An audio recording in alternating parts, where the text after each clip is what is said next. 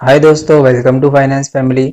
आज के हमारे एसएम बुलेटिन यानी कि स्टॉक मार्केट बुलेटिन एपिसोड 17 में आपका बहुत बहुत स्वागत है।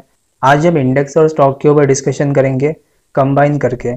इंडेक्स को स्टॉक के साथ कंबाइन करके देखेंगे कि कैसी मूवमेंट आ सकती है, स्टॉक स्पेसिफिक कैसी मूवमेंट आ सकती है। इंडेक्स की करेक्शन जो पहला फेज था यानी कि पहले फेज में जो फॉल हुआ था वो फॉल अब खत्म हो चुका है ऑलमोस्ट। आपने जो लो देख लिया है 16,800 के आसपास, वो लो अब दोबारा कटने वाले नहीं है। वहाँ पर रिटेस्ट होने के भी चांसेस काफ़ी कम दिखाई दे रहे हैं। वहाँ पर रिटेस्ट पॉसिबल नहीं है और वो तो लोग तो अब कटने वाले हैं ही नहीं। ये चीज़ ऑलमोस्ट कंफर्म हो चुकी है कि इंडेक्स में अब टाइम वाइज करेक्शन होने वाली है, ना कि प्राइस वाइज करेक्शन। और टाइम वाइज करेक्शन के अंदर बहुत सारे फेजेस होते हैं। जो पहला फेज था फॉल का, वो फेज तो ख़त्म हो चुका है। अब जो दूसरा फेज शुरू होगा वो स्टॉक स्पेसिफिक होगा, यानी कुछ स्टॉक चलेंगे, कुछ रुकेंगे, कुछ अपनी करेक्शन को बढ़ाएंगे। और बहुत सारे स्टॉक के अंदर करेक्शन पूरी हो चुकी है। 90% स्टॉक के अंदर करेक्शन पूरी हो चुकी है। ये मैं प्राइस वाइज करेक्शन की बात कर रहा हूँ कि प्राइस वाइज करेक्शन हो चुकी है पूरी। टाइम वाइज हो सकता है थोड़ा टाइम लगे और थोड़ा सा कंसोलिडेशन बाकी हो, लेकिन प्राइस वाइज करेक्शन ऑलमोस्ट हर एक स्टॉक के अंदर हो चुकी है। उस चीज़ के ऊपर आज हम डिस्कशन करेंगे। और साथ ही साथ हमने अपने चैनल पे करेक्शन के रिलेटेड एक वीडियो अपलोड किया हुआ है। उसमें करेक्शन और ट्रेंड के बीच में फ़र्क, करेक्शन में मूविंग एवरेजेस स्क्वीज कहते होते हैं, टाइम कैसे बिता सकता है, अगर कोई भी करेक्शन 1 आवर के टाइम फ्रेम पर हो रही है तो उसके लिए कितना टाइम लगना चाहिए, 1 वीक के टाइम फ्रेम पर करेक्शन हो रही है तो उसके लिए कितना टाइम लगना चाहिए। करेक्शन को हमने इन डिटेल डिस्कस किया हुआ है। तो अगर आपने वो वाला वीडियो नहीं देखा तो लिंक डिस्क्रिप्शन के अंदर है, आप वो वाला वीडियो देख सकते हैं ये वीडियो खत्म होने के बाद।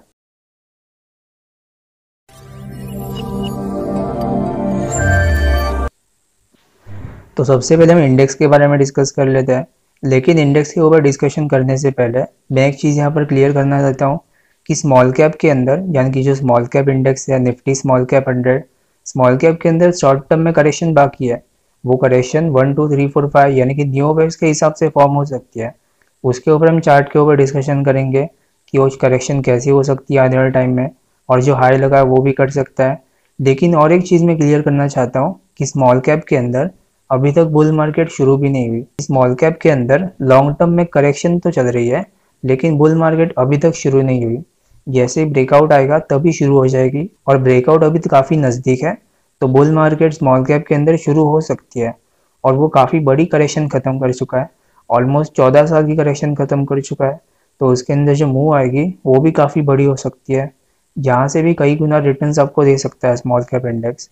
और 2022 से 23 तक, यानी कि ये 2 सालों में स्मॉल कैप इंडेक्स बहुत अच्छे से निफ्टी को आउट परफॉर्म करने वाला है। यानी कि स्मॉल कैप के रिटर्न्स काफ़ी ज़्यादा नज़र आएंगे आपको निफ्टी के कंपैरिजन में। सबसे पहले जापान का इंडेक्स डिस्कस कर लेते हैं, जो कि निकेई 225। निकेई 225 के अंदर बहुत अच्छी करेक्शन चल रही है। मार्च से लेकर अभी तक की करेक्शन कर रहा है। बीच में इसने चांसेस भी दिए थे ऊपर जाने के, लेकिन ग्लोबली हर एक मार्केट नीचे था तो उसने करेक्शन और ज़्यादा बढ़ा दी। करेक्शन और बढ़ाने का मतलब ये टाइम वाइज करेक्शन बढ़ा रहा है। आपने यहाँ पर जो लो देख लिया वो लो अब दोबारा कटने वाला नहीं है। इसने भी ऑलमोस्ट चांसेस दे दिया कि ये वाला जो लो लगा है वो लो लगने के चांसेस काफ़ी कम है। यानी कि एक ही बार जो लो लग चुका है उसके बाद ब्रेकडाउन नहीं आएंगे। तो इसमें भी अगर करेक्शन होती है तो टाइम वाइज करेक्शन हो सकती है। हमने अपने प्रीवियस वीडियोस में बात की हुई थी कि India, Japan, south Korea, Australia, इनके अंदर जो भी करेक्शन होगी, यानी कि एशियन मार्केट्स में जो करेक्शन होगी वो टाइम वाइज करेक्शन हो सकती है। और यूरोपियन और यूएस मार्केट में प्राइस वाइज करेक्शन हो सकती है। उसके बाद हमने कोविड का फॉल देखा, जो नया वाला कोविड वेरिएंट है ओमिक्रॉन, उसके वजह से फॉल आया यूएस और यूरोपियन मार्केट्स में। वो ओमिक्रॉन एक वजह बन गई, लेकिन चार्ट पर तो ये पहले से क्लियर था कि फॉल आ सकता था। और अगर ये ओमिक्रॉन ना भी आता तब भी कोई और रीज़न बन जाता फॉल आने का। तो एक बार कोस्पी का चार्ट देख लेते हैं। ये भी एक ही जगह पर खड़ा हुआ है। जनवरी 2021 से लेकर अभी तक ये करेक्शन कर रहा है। हमने यहाँ पर जो सपोर्ट लाइन मार्क की हुई थी वो सपोर्ट लाइन के थोड़ा नीचे आ चुका था, लेकिन बाद में फिर से रिकवर कर गया। ये चीज़ आपको बहुत बार नोटिस करनी है कि बहुत सारे स्टॉक में भी ये पॉसिबल है कि स्टॉक सपोर्ट के या रेजिस्टेंस से थोड़ा ऊपर नीचे आ जाते हैं, लेकिन नीचे या ऊपर सस्टेन नहीं कर पाते। अगर वो सस्टेन नहीं करते तो इसका मतलब है कि वो फॉल्स ब्रेकआउट या फिर फॉल्स ब्रेकडाउन हो सकता है। अगर ऐसे फॉल्स ब्रेकआउट और ब्रेकडाउन दिखाई देता है तो इसका मतलब है कि जो उल्टे साइड में जो लोग बैठे हैं, यानी कि नीचे जो शॉर्ट किया था, काफ़ी लोगों ने शॉर्ट किया होगा ब्रेकडाउन देख के, लेकिन ये ब्रेकडाउन जैसे सस्टेन नहीं हुआ तो बहुत सारे लोगों ने बाय कर लिया। मैं जानता हूँ कि आप में से बहुत सारे लोग इसमें ट्रेड नहीं करते होंगे, आप में से कोई भी इसमें ट्रेड नहीं करता होगा, लेकिन ये बस चार्ट पर्पस के लिए है। अगर आपको ऐसी कोई और चार्ट देखते हैं तो मुझे कमेंट में ज़रूर बताइएगा, और आप इसे एजुकेशनल पर्पस के लिए स्टडी कर सकते हो। डैक्स का चार्ट देख लेते हैं। ये डैक्स का डेली चार्ट है, जो कि है जर्मनी का इंडेक्स। जर्मनी के अंदर पूरी तरह से लॉकडाउन लग चुका है, तब भी वहाँ पर मार्केट नहीं गिरी। मार्केट ऑलमोस्ट समझ गई थी कि ओमिक्रॉन जो नया वेरिएंट आ चुका है, ये वेरिएंट ज़्यादा टाइम टिकने वाला नहीं है और ये बहुत अच्छे से चला जा सकता है या इसकी रिकवरी भी हो सकती है। तो इसके अंदर प्राइस वाइज करेक्शन ऑलमोस्ट पूरी हो चुकी है। हमने जो यहाँ पर सपोर्ट लाइन मार्क की हुई है 14,800 के आसपास, अगर वो सपोर्ट के पास नहीं आता, यहीं पर कंसोलिडेट कर देता है 50 EMA और 200 EMA के बीच में, तब भी हम करेक्शन को पूरी तरह से वैलिड मान सकते हैं। लेकिन अगर ये 14,800 पे आ जाता है वहाँ पर सपोर्ट लेने, तब भी हम उस करेक्शन को पूरी तरह से वैलिड मान सकते हैं, क्योंकि वहाँ पर भी कंसोलिडेशन होगी और 50 EMA और 200 EMA के बीच में भी कंसोलिडेशन हो सकती है। कैक का चार्ट देख लेते हैं। ये कैक का डेली चार्ट है, जिसमें भी अभी करेक्शन पूरी नहीं हुई, करेक्शन इसके अंदर भी बची हुई है। लेकिन ये जो लो लग चुका है, वो लो कटने वाला है कि नहीं, उसके लिए वो वेट एंड वॉच करने की ज़रूरत है। यहाँ पर कैसी मूवमेंट आती है उसके बाद हम डिसाइड करेंगे कि इसके अंदर क्या करना है। यूएस का चार्ट देख लेते हैं। कि यूएस का डॉ जोन्स का डेली चार्ट है, जिसमें मई से लेकर अभी तक करेक्शन कर रहा है। अभी तक इसने मूविंग एवरेजेस स्क्वीज नहीं किए, तो एक बार इसको वापस नीचे आना है, मूविंग एवरेजेस को स्क्वीज करना है, कंसोलिडेशन होगी, ब्रेकआउट आएगा, तभी हम मान सकते हैं करेक्शन पूरी हो गई। नेस्डैक का चार्ट देख लेते हैं। नेस्डैक के चार्ट के अंदर एक क्लियर कट इंडिकेशन है कि अभी तक इसकी प्राइस वाइज करेक्शन भी पूरी नहीं हुई। प्राइस वाइज करेक्शन बहुत बाकी है इसके अंदर। इसको अपने 200 EM पे वापस आना है कंसोलिडेट करने। वहाँ पर आने के बाद हम डिसाइड करेंगे कि कैसी मूवमेंट आ सकती है, वहाँ पर कंसोलिडेशन होती है नहीं होती, उसके ऊपर भी डिस्कशन करेंगे। लेकिन अभी तो ये चांसेस दिखाई दे रहा है कि अभी तक करेक्शन पूरी नहीं हुई, इसको भी एक बार के लिए नीचे आना है। रसल 2000 का चार्ट देख लेते हैं। ये रसल 2000 का डेली चार्ट है। हमने यहाँ पर प्रीवियसली बात की हुई थी कि जो करेक्शन चल रही है उसके बाद ब्रेकआउट आ गया, अगर ये वापस आ जाता है रेंज के अंदर तब भी कोई प्रॉब्लम नहीं है। अगर ये रेंज के नीचे नहीं जाता, यानी कि जो 2100 का लो मार्क किया, अगर उस लो के नीचे नहीं जाता, तब तक इसका चार्ट खराब नहीं होगा। तो चार्ट अभी तक खराब नहीं हुआ, कंसोलिडेशन हो सकती है। तो जैसे ही यहाँ पर कंसोलिडेशन होगी, कि रेंज के बाहर निकलने की कोशिश करेगा, तब हम मान सकते हैं करेक्शन पूरी हो गई। तब तक हम करेक्शन को पूरा नहीं मान सकते। तो एक बार निफ्टी का चार्ट देख लेते हैं। ये निफ्टी का 4 आवर का चार्ट है। इसके अंदर ये 200 पर सपोर्ट ले रहा है। आपने बहुत बार नोटिस किया होगा कि स्टॉक नीचे जाता है, बाद में फिर से रिकवर हो जाता है। ये भी 200 पर नीचे आया था, लेकिन बाद में फिर से रिकवर हो गया। रिकवर होने के बाद ये नीचे टिक नहीं चुका, और अपने ये वाला जो लो लग चुका है 16,800, ये लो जो आप देख चुके हो, ये लो वापस कटने वाले नहीं है, और रिटेस्ट होने के भी चांसेस काफ़ी कम है। तो आप इसमें बाय पोजीशन बना सकते हो कि लॉन्ग टर्म के लिए। शॉर्ट टर्म के लिए बाय पोजीशन बनाने नहीं बना, उसके ऊपर हम बाद में डिस्कशन करेंगे। लेकिन लॉन्ग टर्म के लिए निफ्टी काफ़ी अच्छी इन्वेस्टमेंट हो सकती है। आप जो निफ्टी पीस देखते हो उसमें भी इन्वेस्टमेंट कर सकते हो, वो काफ़ी सेफर ऑप्शन है बाकियों के कंपैरिजन में। लेकिन यहाँ पर एक कंसोलिडेशन बाकी है। अगर कोई भी स्टॉक 4 आवर के टाइम फ्रेम पर कंसोलिडेट करता है, तब उस करेक्शन को पूरा होने में मिनिमम 4-5 महीने तो लगने चाहिए। यहाँ पर 4-5 महीने पूरे नहीं हुए, बस 2 महीने पूरे हो चुके हैं। तो इसके अंदर करेक्शन बाकी है, टाइम वाइज करेक्शन बाकी है, प्राइस वाइज करेक्शन पूरी हो चुकी है। बैंक निफ्टी का चार्ट देख लेते हैं। ये बैंक निफ्टी का डेली चार्ट है। डेली चार्ट के अंदर इसने 200 पर सपोर्ट ले रहा है। यहाँ पर जो टॉप लगा है नवंबर के अंदर, ये करेक्शन वहाँ से स्टार्ट नहीं हुई, एक्चुअल में इसकी करेक्शन मार्च से स्टार्ट हुई है। मार्च से लेकर अभी तक की करेक्शन कर रहा है, तो काफ़ी बड़ी करेक्शन ये पूरी कर चुका है। और वहाँ पर जो टॉप लगा था और अभी जो रेट है, उसमें ज़्यादा कोई फ़र्क भी नहीं है। वहाँ का टॉप थोड़ा सा ऊपर लग चुका है और करेक्शन में आज का रेट थोड़ा सा नीचे है। तो करेक्शन एक्चुअली यहाँ से स्टार्ट हुई है, ना कि यहाँ से। तो बैंक निफ्टी के अंदर भी कंसोलिडेशन के पूरे चांसेस हैं। हमने यहाँ पर जो लो मार्क किया ऑलमोस्ट 30,477 के आसपास, वो लो आने के चांसेस काफ़ी कम है। लेकिन एक बार के लिए 34,200 भी आ सकता है, वहाँ पर कंसोलिडेशन हो सकती है। और अगर बैंक निफ्टी वहाँ पर नहीं भी आता, यहीं पर कंसोलिडेशन हो जाती है 50 EMA और 200 EMA के बीच में, तभी हम इस करेक्शन को पूरी तरह से वैलिड मान सकते हैं। निफ्टी आईटी का चार्ट देख लेते हैं। ये निफ्टी आईटी का 3 ईयर का चार्ट है। इसमें आप साफ साफ देख सकते हो कि एक रेंज फॉर्म हुई है। आप इसे रेंज से ज़्यादा एक ट्रायंगल बता सकते हो। जैसे इस ट्रायंगल का ब्रेकआउट आएगा, हम मान सकते हैं करेक्शन पूरी होगी, लेकिन अभी भी इसके अंदर टाइम बचा हुआ है। प्राइस वाइज करेक्शन हो सकता है पूरी हो चुकी है, लेकिन टाइम वाइज करेक्शन अभी तक पूरी नहीं हुई, टाइम थोड़ा सा और लग सकता है। यूएस का जो नैस्डैक का चार्ट है, आप इसे नैस्डैक के साथ कंपेयर करके देख सकते हो कि नैस्डैक में कैसी मूवमेंट आती है, और वैसी आईटी के अंदर भी मूवमेंट आ सकती है। निफ्टी मेटल का चार्ट देख लेते हैं। निफ्टी मेटल का चार्ट काफ़ी अच्छा है, काफ़ी अच्छा आउट परफॉर्म कर सकते हैं आने वाले टाइम में निफ्टी को। ये भी मई से लेकर अभी तक करेक्शन कर रहा था। करेक्शन में हालांकि आप देख सकते हो कि हायर हाई लग चुके हैं, लेकिन फिर भी करेक्शन यहाँ से मानेंगे। मई से करेक्शन स्टार्ट हुई है, ना कि जो टॉप लगा है वहाँ से। हमने यहाँ पर एक बार डिस्कस करना है कि ये 4 आवर के टाइम फ्रेम पर आ सकता है या फिर 1 डे के टाइम फ्रेम पर आ सकता है करेक्शन करने। इस वीडियो के अगले पार्ट में जब हम स्टॉक के बारे में डिस्कशन करेंगे, तब हिंदाल्को का चार्ट आप देखेगा, उसमें जगह थोड़ी सी बची हुई है। हिंदाल्को को थोड़ा सा नीचे आना है करेक्शन को पूरा करने, और बाकी स्टॉक के अंदर टाइम बचा हुआ है, प्राइस पूरा हो चुका है। तो निफ्टी मेटल कैसे मूवमेंट करता है, इंटरनेशनली कॉपर कैसे मूव करता है, उसके ऊपर बहुत सारी चीज़ें डिपेंड होगी। लेकिन लॉन्ग टर्म के अंदर मेटल इंडेक्स निफ्टी को काफ़ी अच्छे से आउट परफॉर्म कर सकता है। मेटल, इंफ्रा और ऑटो तीनों इंडेक्स निफ्टी को आउट परफॉर्म कर सकता है। साथ ही साथ स्मॉल कैप इंडेक्स भी आउट परफॉर्म कर सकता है, और बैंक निफ्टी और एफएमसीजी ये दोनों अंडर परफॉर्म कर सकते हैं, यानी कि इनके रिटर्न थोड़े से कम होंगे निफ्टी कंपैरिजन में। बैंक निफ्टी काफ़ी अच्छी आउट परफॉर्मर रही है। अगर आप 2009 से लेकर अभी तक कंपेयर करो तो बैंक निफ्टी के रिटर्न्स काफ़ी ज़्यादा थे। बैंक निफ्टी में अंडर परफॉर्मेंस अब हो सकती है, क्योंकि पहले इसने रिटर्न्स काफ़ी दे दी है।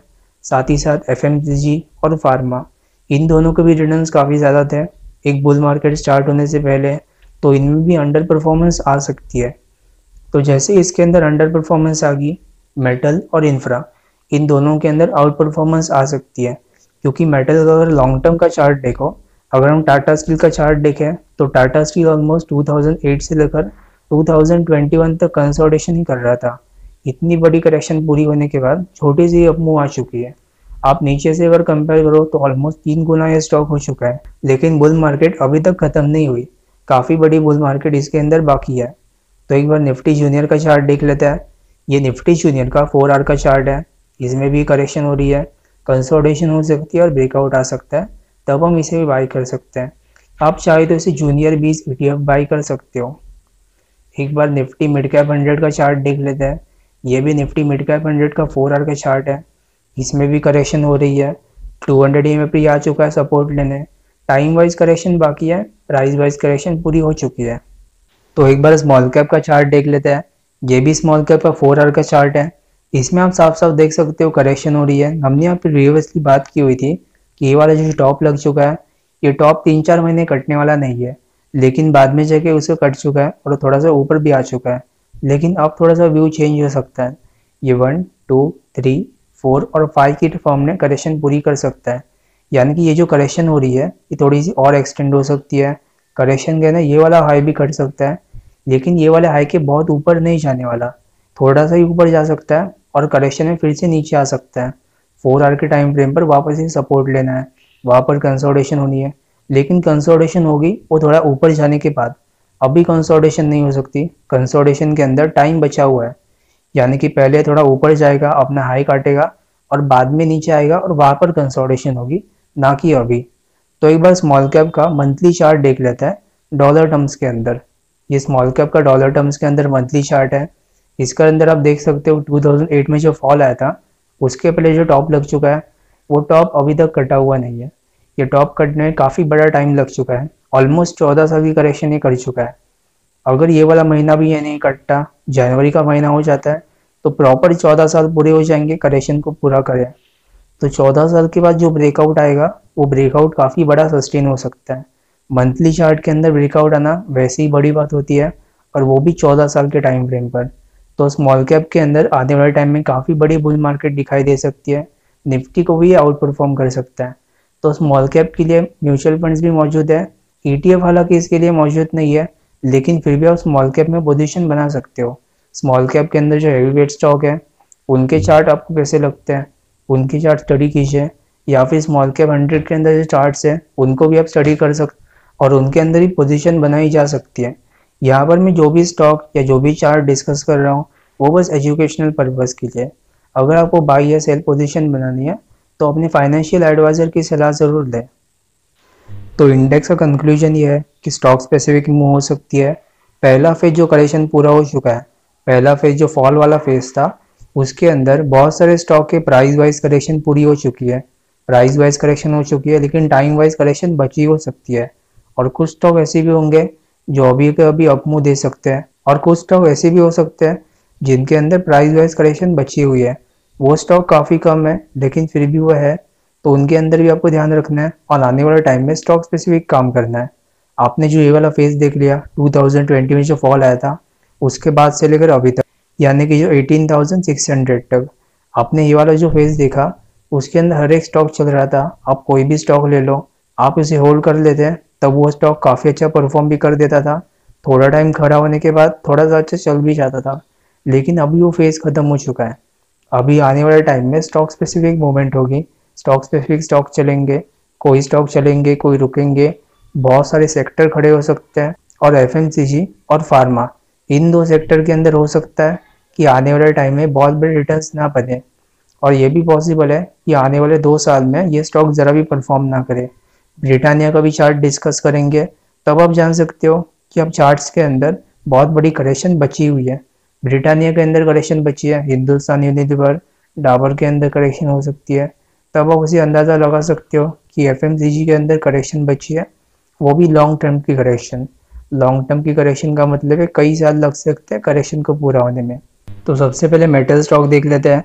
ये हिंदाल्को का डेली चार्ट है, इसमें अगस्त से लेकर अभी तक करेक्शन चल रही है। हालांकि टॉप थोड़ा सा ऊपर लग चुका है, लेकिन करेक्शन फिर भी यही से मानेंगे, यहीं पर करेक्शन कर रही है। 200 में वापस आना है कंसोलिडेट करने। अभी तक इसकी प्राइस वाइज करेक्शन पूरी हो चुकी है या नहीं हो चुकी है, इसके ऊपर कंफ्यूजन बाकी है। लेकिन ये वाला लो जो लग चुका है, ये फिर से टेस्ट कर सकता है, फिर से री रेस्टिंग हो चुकी है, लेकिन बहुत बार ये नीचे नहीं जाने वाला। इसको भी प्राइस वाइज की जगह टाइम वाइज करेक्शन पूरा करना है। इसमें भी प्राइस वाइज करेक्शन ऑलमोस्ट पूरी हो चुकी है, यानी कि ये वाला जो लो लग चुका था, ये लो हालांकि टेस्ट कर सकता है दोबारा, 200 में भी आ सकता है, लेकिन फिर भी टाइम वाइज करेक्शन करनी है। इसका मतलब है कंसोलिडेशन हो सकता है और उस कंसोलिडेशन के बाद ब्रेकआउट आएगा। JSW स्टील का चार्ट देख लेते हैं, इसमें भी प्राइस वाइज करेक्शन पूरी हो चुकी है, टाइम हालांकि बचा है, मूविंग एवरेजेस अभी तक उतने स्क्वीज नहीं हुए हैं जितने की होने चाहिए, तो कंसोलिडेशन हो सकती है, लेकिन प्राइस वाइज करेक्शन पूरी हो चुकी है। ये जो लो आप देख रहे हो, वो लो आप दोबारा कटने वाला नहीं है, लो एक ही बार लग चुका है और ऑलमोस्ट वो कटने वाला नहीं है। लेकिन अगर आप कंफर्मेशन का इंतज़ार करना चाहते हो, तब आप इसके अंदर 770 तक इंतज़ार कर सकते हो। उसके बाद जो ब्रेकआउट आएगा, उसमें हम डिसाइड करेंगे बाय करना है कि नहीं, बाकी सीनियर को देख के। लेकिन मेटल स्टॉक काफ़ी आउट परफॉर्म कर सकते हैं, तो इसके ऊपर ज़रूर नज़र बना के रखिएगा। टाटा स्टील का चार्ट देख लेते हैं, ये भी टाटा स्टील का यही चार्ट है। इसमें मई से लेकर अभी तक करेक्शन चल रही थी, 200 EM और 50 EM के बीच में कंसोलिडेशन बाकी है। जैसे ही कंसोलिडेशन पूरी होगी, इसमें भी मूविंग एवरेजेस स्क्वीज हो जाएंगे और हम इसे भी बाय कर सकते हैं। हालांकि हमें इसे शॉर्ट टर्म के लिए बाय नहीं करना, हमें इसे लॉन्ग टर्म के लिए बाय करना है, क्योंकि मेटल स्टॉक काफ़ी अच्छे आउट परफॉर्मर हो सकते हैं। और ये जो लो लग चुका है यहाँ पर, ये लो दोबारा कटने वाला नहीं है। कटने वाला नहीं है इसका मतलब है कि चांसेस काफ़ी कम दिखाई दे रहे हैं कटने के, लेकिन कुछ भी हो सकता है, तब इसे तैयार जरूर रखेगा। और अगर आपने इसे बाय किया हो अभी, तो आप इस लो पे स्टॉप लॉस लगा सकते हो। ये स्टॉप लॉस हिट होने के चांसेस काफ़ी कम दिखाई दे रहे हैं। तो यहाँ पर एक कंसोलिडेशन बाकी है, इसका मतलब है प्राइस वाइज करेक्शन हो चुकी है और टाइम वाइज करेक्शन बची हुई है। सेल का चार्ट देख लेते हैं, ये सेल का मंथली चार्ट है, इसमें 2008 से लेकर 21 तक करेक्शन चल रही थी। ऑलमोस्ट इसने 13 साल की करेक्शन पूरी की है। तो 13 साल की करेक्शन जैसे ही पूरी होती है, उसके बाद जो ब्रेकआउट आता है, उसके बाद जो मूवमेंट आती है, वो भी काफ़ी बड़ी होती है। तो बड़ी करेक्शन हो चुकी है और इसके बाद बड़ी अपमूव भी आ सकती है। तो एक बार इसका डेली चार्ट देख लेते हैं।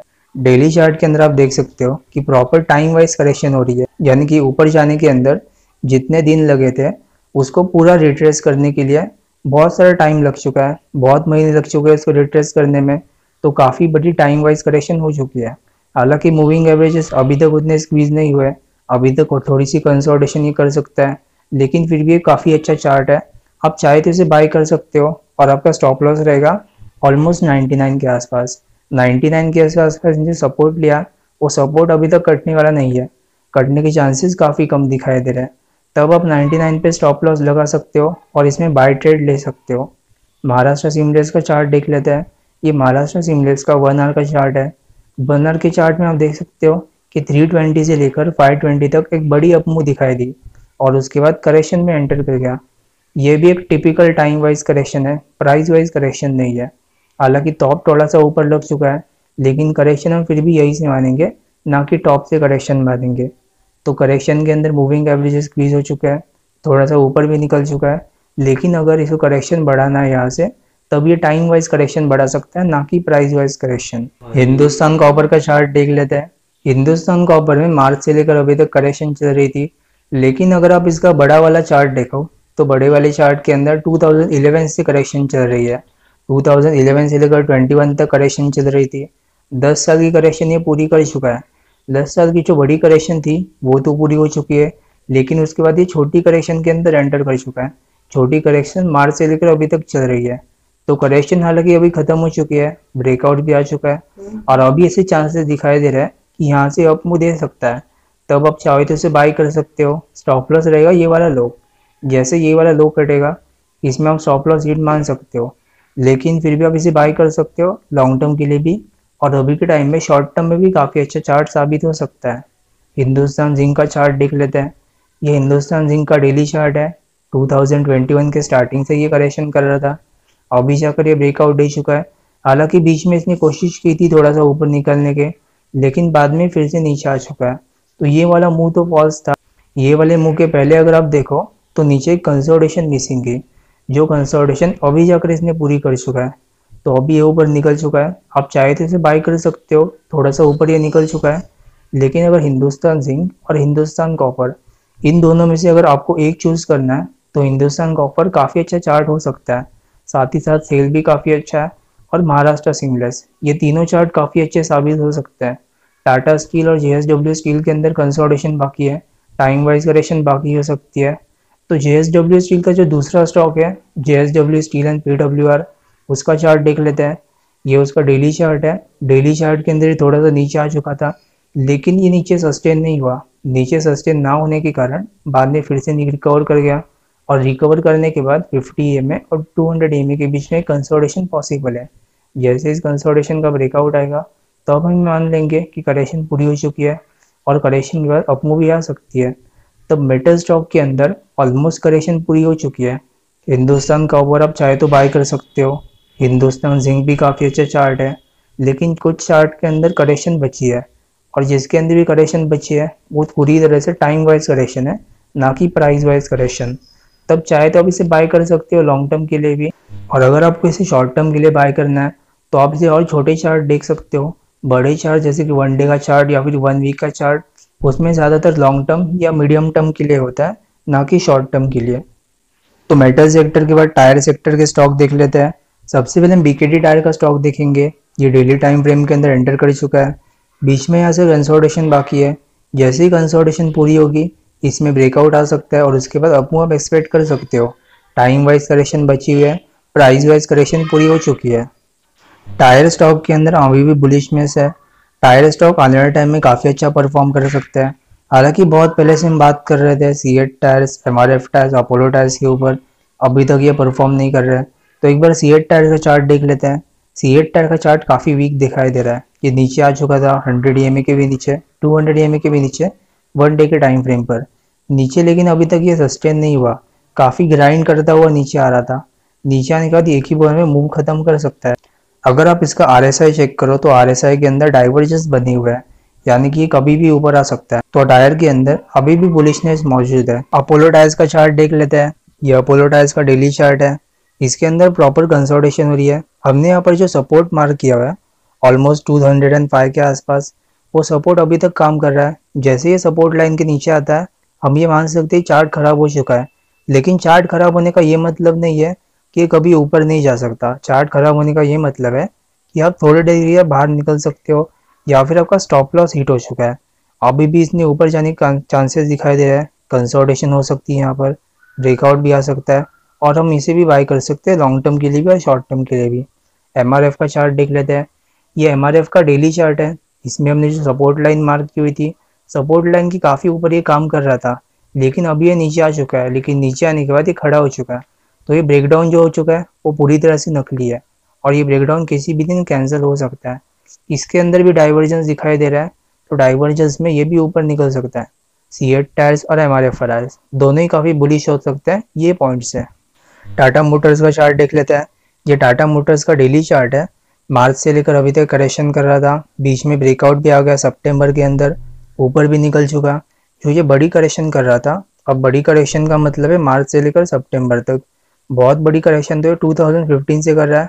और वो करेक्शन कब की खत्म हो चुकी है, कोविड के फॉल में ही खत्म हो चुकी है। जो करेक्शन हम यहाँ बात कर रहे हैं वो करेक्शन है मार्च से लेकर अभी तक। अभी दिन से ब्रेकआउट भी आ गया और ब्रेकआउट आने के बाद ऊपर ही फिर से खड़ा हो चुका है। ऊपर ये छोटी करेक्शन के अंदर एंटर कर चुका है। जैसे ये वाली करेक्शन पूरी होती है आप इसे भी बाई कर सकते हो लॉन्ग टर्म के लिए भी और शॉर्ट टर्म के लिए भी। शॉर्ट टर्म के लिए भी काफ़ी अच्छा स्टॉक है, लिक्विडिटी इसमें अच्छी रहती है, वॉल्यूम काफ़ी अच्छा रहता है, तब शॉर्ट टर्म के लिए भी काफ़ी अच्छा स्टॉक आप साबित हो सकता है। लेकिन ऑटो सेक्टर के अंदर टाटा मोटर्स आने वाले टाइम में बाकी ऑटो स्टॉक को आउट परफॉर्म कर सकता है, क्योंकि ये काफ़ी टाइम से अंडर परफॉर्म कर रहा था। अगर आप इसका बड़ा वाला चार्ट देखो तो 2015 से अंडर परफॉर्म कर रहा है और जो बाकी ऑटो स्टॉक है वो 2018 से अंडर परफॉर्म कर रहा है। तो टाटा मोटर्स के अंदर बाकी स्टॉक के कंपैरिजन में काफ़ी बड़ी अंडर परफॉर्मेंस थी, तो अभी जाकर ये आउट परफॉर्म कर सकता है। और इसका जो यूरोप वाला बिजनेस है वो पहले एक लायबिलिटी था और अभी ये असेट के रूप में कन्वर्ट हो चुका है।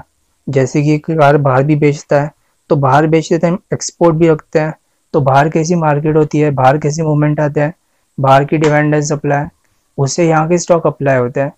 तो इस पे बस जरूर नजर रखिएगा, आने वाले टाइम में टाटा मोटर्स बाकी ऑटो स्टॉक को आउट परफॉर्म कर सकता है। बजाज ऑटो का चार्ट देख लेते हैं। ये बजाज ऑटो का डेली चार्ट है। डेली चार्ट के अंदर इसने प्रॉपर मूविंग एवरेजेस स्क्वीज कर दिए थे, थोड़ा सा ऊपर जाने की कोशिश भी की थी, लेकिन बाद में फिर से नीचे आ चुका। ये जो नीचे आ चुका है इसका रीज़न अभी तक हमें पता नहीं लगा, लेकिन ये नीचे नहीं आना चाहिए था। नीचे आने के बाद इसने डेंट लगा दिया करेक्शन के अंदर, तो करेक्शन इसकी और बढ़ चुकी है। तो एक बार इसका वीकली चार्ट देख लेते हैं। वीकली चार्ट के अंदर आप देख सकते हो 2016-17 के मिड से लेकर अभी तक करेक्शन कर रहा था। 21 के अंदर ब्रेकआउट भी आ चुका है, थोड़ा ऊपर भी निकल चुका था और ऊपर जाकर छोटी करेक्शन के अंदर एंटर भी कर चुका था। तो वीकली टाइम की करेक्शन इसने पहले ही पूरी कर चुका है, तो बाद में पूरी करने के चांसेस काफ़ी कम है। यानी कि इसका मतलब है वीकली टाइम फ्रेम की करेक्शन 2021 के पहले से ही पूरी हो चुकी है, तो बाद में फिर से करेक्शन के अंदर एंटर करना पॉसिबल नहीं है। तब यहीं से अगर वी शेप रिकवरी आ जाती है तब तो कोई प्रॉब्लम नहीं है, लेकिन अगर यहाँ से वी शेप रिकवरी नहीं आती तो उसके बाद प्रॉब्लम शुरू हो सकते हैं, क्योंकि वो टाइम के बाद करेक्शन और ज़्यादा बढ़ सकती है। तो यहाँ से हम वेट एंड वॉच करेंगे कि इसके अंदर कैसी रिकवरी आती है या फिर आने वाले टाइम में कैसे मूवमेंट आता है। हमारा राजा बैटरी का चार्ट देख लेते हैं। ये हमारा राजा बैटरी का मंथली चार्ट है। 2015 से लेकर अभी तक ये करेक्शन कर रहा है। हालांकि जो ट्रेंड लाइन हमने मार्क की है एक रेजिस्टेंस की तरह काम कर रही है, वो रेजिस्टेंस काफ़ी दूर हो चुका है, लेकिन जो सपोर्ट यहाँ पर हमने मार्क की है ऑलमोस्ट 570 के आसपास, जैसे ये सपोर्ट के नीचे तोड़ेगा तब ये मंथली टाइम फ्रेम पर प्रॉपर एक करेक्शन के अंदर एंटर कर सकता है। और कोई भी स्टॉक अगर मंथली टाइम फ्रेम पर करेक्शन में एंटर करता है तब उस करेक्शन को पूरा होने में 8 साल भी लग सकते हैं, और कुछ केसेस के अंदर हमने ये भी देखा है कि 16 साल की करेक्शन हो रही है। जैसे कि बलरामपुर चीनी का अगर मंथली चार्ट देखो तो 2006 से लेकर 2021 तक ये करेक्शन कर रहा था, तो बलरामपुर चीनी के अंदर 16 साल की करेक्शन हो चुकी है। वैसे ही स्टॉक के अंदर बहुत बड़ी करेक्शन हो सकती है। एक बार इसको एग्जैक्ट इंडस्ट्री से कंबाइन करके देख लेते हैं। ये भी एग्जैक्ट इंडस्ट्रीज का मंथली चार्ट है। मंथली चार्ट के अंदर 2011 से लेकर अभी तक करेक्शन कर रहा है। एक बार इसने 200 एम पे सपोर्ट भी लिया था, लेकिन कंसोलिडेशन मिसिंग है, मूविंग एवरेजेस अभी भी काफ़ी दूर है, तो अभी भी इसमें करेक्शन बची हो सकती है। अगर एक बार वापस ही आ जाता है 200 एम पर तब हम ये मान लेंगे कि और करेक्शन हो सकती है। टाइम वाइज करेक्शन और प्राइस वाइज करेक्शन दोनों ही करेक्शन के अंदर एक्सटेंड कर सकते हैं। अशोक लेलैंड का चार्ट देख लेते हैं। ये अशोक लेलैंड का डेली चार्ट है। फरवरी से लेकर अभी तक करेक्शन कर रहा है। करेक्शन के अंदर ये 200 एम पर आ चुका है। यहाँ पर एक कंसोलिडेशन मिसिंग है। जैसे ही ये 50 एम और 200 एम के बीच में कंसोलिडेशन हो जाती है, मूविंग एवरेजेस एकदम स्क्वीज हो जाता है, तब हम मान सकते हैं करेक्शन पूरी होगी, और तब हम इसे ही बाई कर सकते हैं लॉन्ग टर्म के लिए भी और शॉर्ट टर्म के लिए भी। हालांकि आप इसका पहला चार्ट देखो तो काफ़ी बड़ा आउट परफॉर्मर ये रह चुका है पहले भी, तो अभी उतने ज़्यादा रिटर्न होने की चांसेस कम थे। लेकिन अगर आप अशोक लेलैंड को टाटा मोटर्स के साथ कंपेयर करो तो टाटा मोटर्स में रिटर्न ज़्यादा दिखाई दे सकते हैं। मारुति का चार्ट देख लेते हैं। ये मारुति का वीकली चार्ट है। वीकली चार्ट के अंदर 2018 से करेक्शन चल रही थी। करेक्शन के अंदर ये काफ़ी नीचे आ चुका है। हालांकि इन्हें पहले ब्रेकआउट की बात की हुई थी, लेकिन बाद में ब्रेकआउट फिर से कैंसिल हो चुका है। प्रीवियस हाई को टच करके फिर से नीचे आ चुका है। तो एक बार हमें इंतज़ार करना है, जैसे ही 8300 का लेवल कटेगा एक अच्छे वॉल्यूम, एक अच्छे कैंडल के साथ, तब हम इसे बाय कर सकते हैं लॉन्ग टर्म के लिए भी और शॉर्ट टर्म के लिए भी। आयशर मोटर का चार्ट देख लेते हैं। आयशर मोटर्स और मारुति इन दोनों का चार्ट काफ़ी सिमिलर है, तो इसके अंदर भी जैसे ब्रेकआउट आएगा तब हम इसे बाई कर सकते हैं लॉन्ग टर्म के लिए। लॉन्ग टर्म के लिए दोनों ही काफ़ी अच्छे स्टॉक है। अगर आप इन दोनों स्टॉक की प्रीवियस हिस्ट्री चेक करो तो इन दोनों ने काफ़ी बड़े मल्टीपैकर रिटर्न्स दिखाई दे। जैसे ये पहले मल्टीपैकर बन चुके थे, तो आगे वाले टाइम में मल्टीपैकर बनने के चांसेस काफ़ी ज़्यादा हो जाते हैं, क्योंकि पहले इसमें अप मूव बड़ी दिखाई दी और उसके बाद बड़ी करेक्शन के अंदर एंटर कर चुका है, और उसके बाद भी बड़ी अप मूव आ सकती है। तब आपको ऐसे स्टॉक ढूंढने हैं जो पहले ही मल्टीबैगर बन चुका है और उसके बाद बड़ी करेक्शन के बाद एंटर कर चुका है। और बड़ी करेक्शन का मतलब है कुछ साल, 4-5 साल या उससे बड़ी करेक्शन जब भी होती है तब वो बड़ी करेक्शन कहलाती है। टाइम वाइज भी और प्राइस वाइज भी दोनों ही कंप्लीट करना ज़रूरी है। अगर प्राइस नीचे आ जाता है तब भी हम करेक्शन को वैलिड नहीं मान सकते हैं।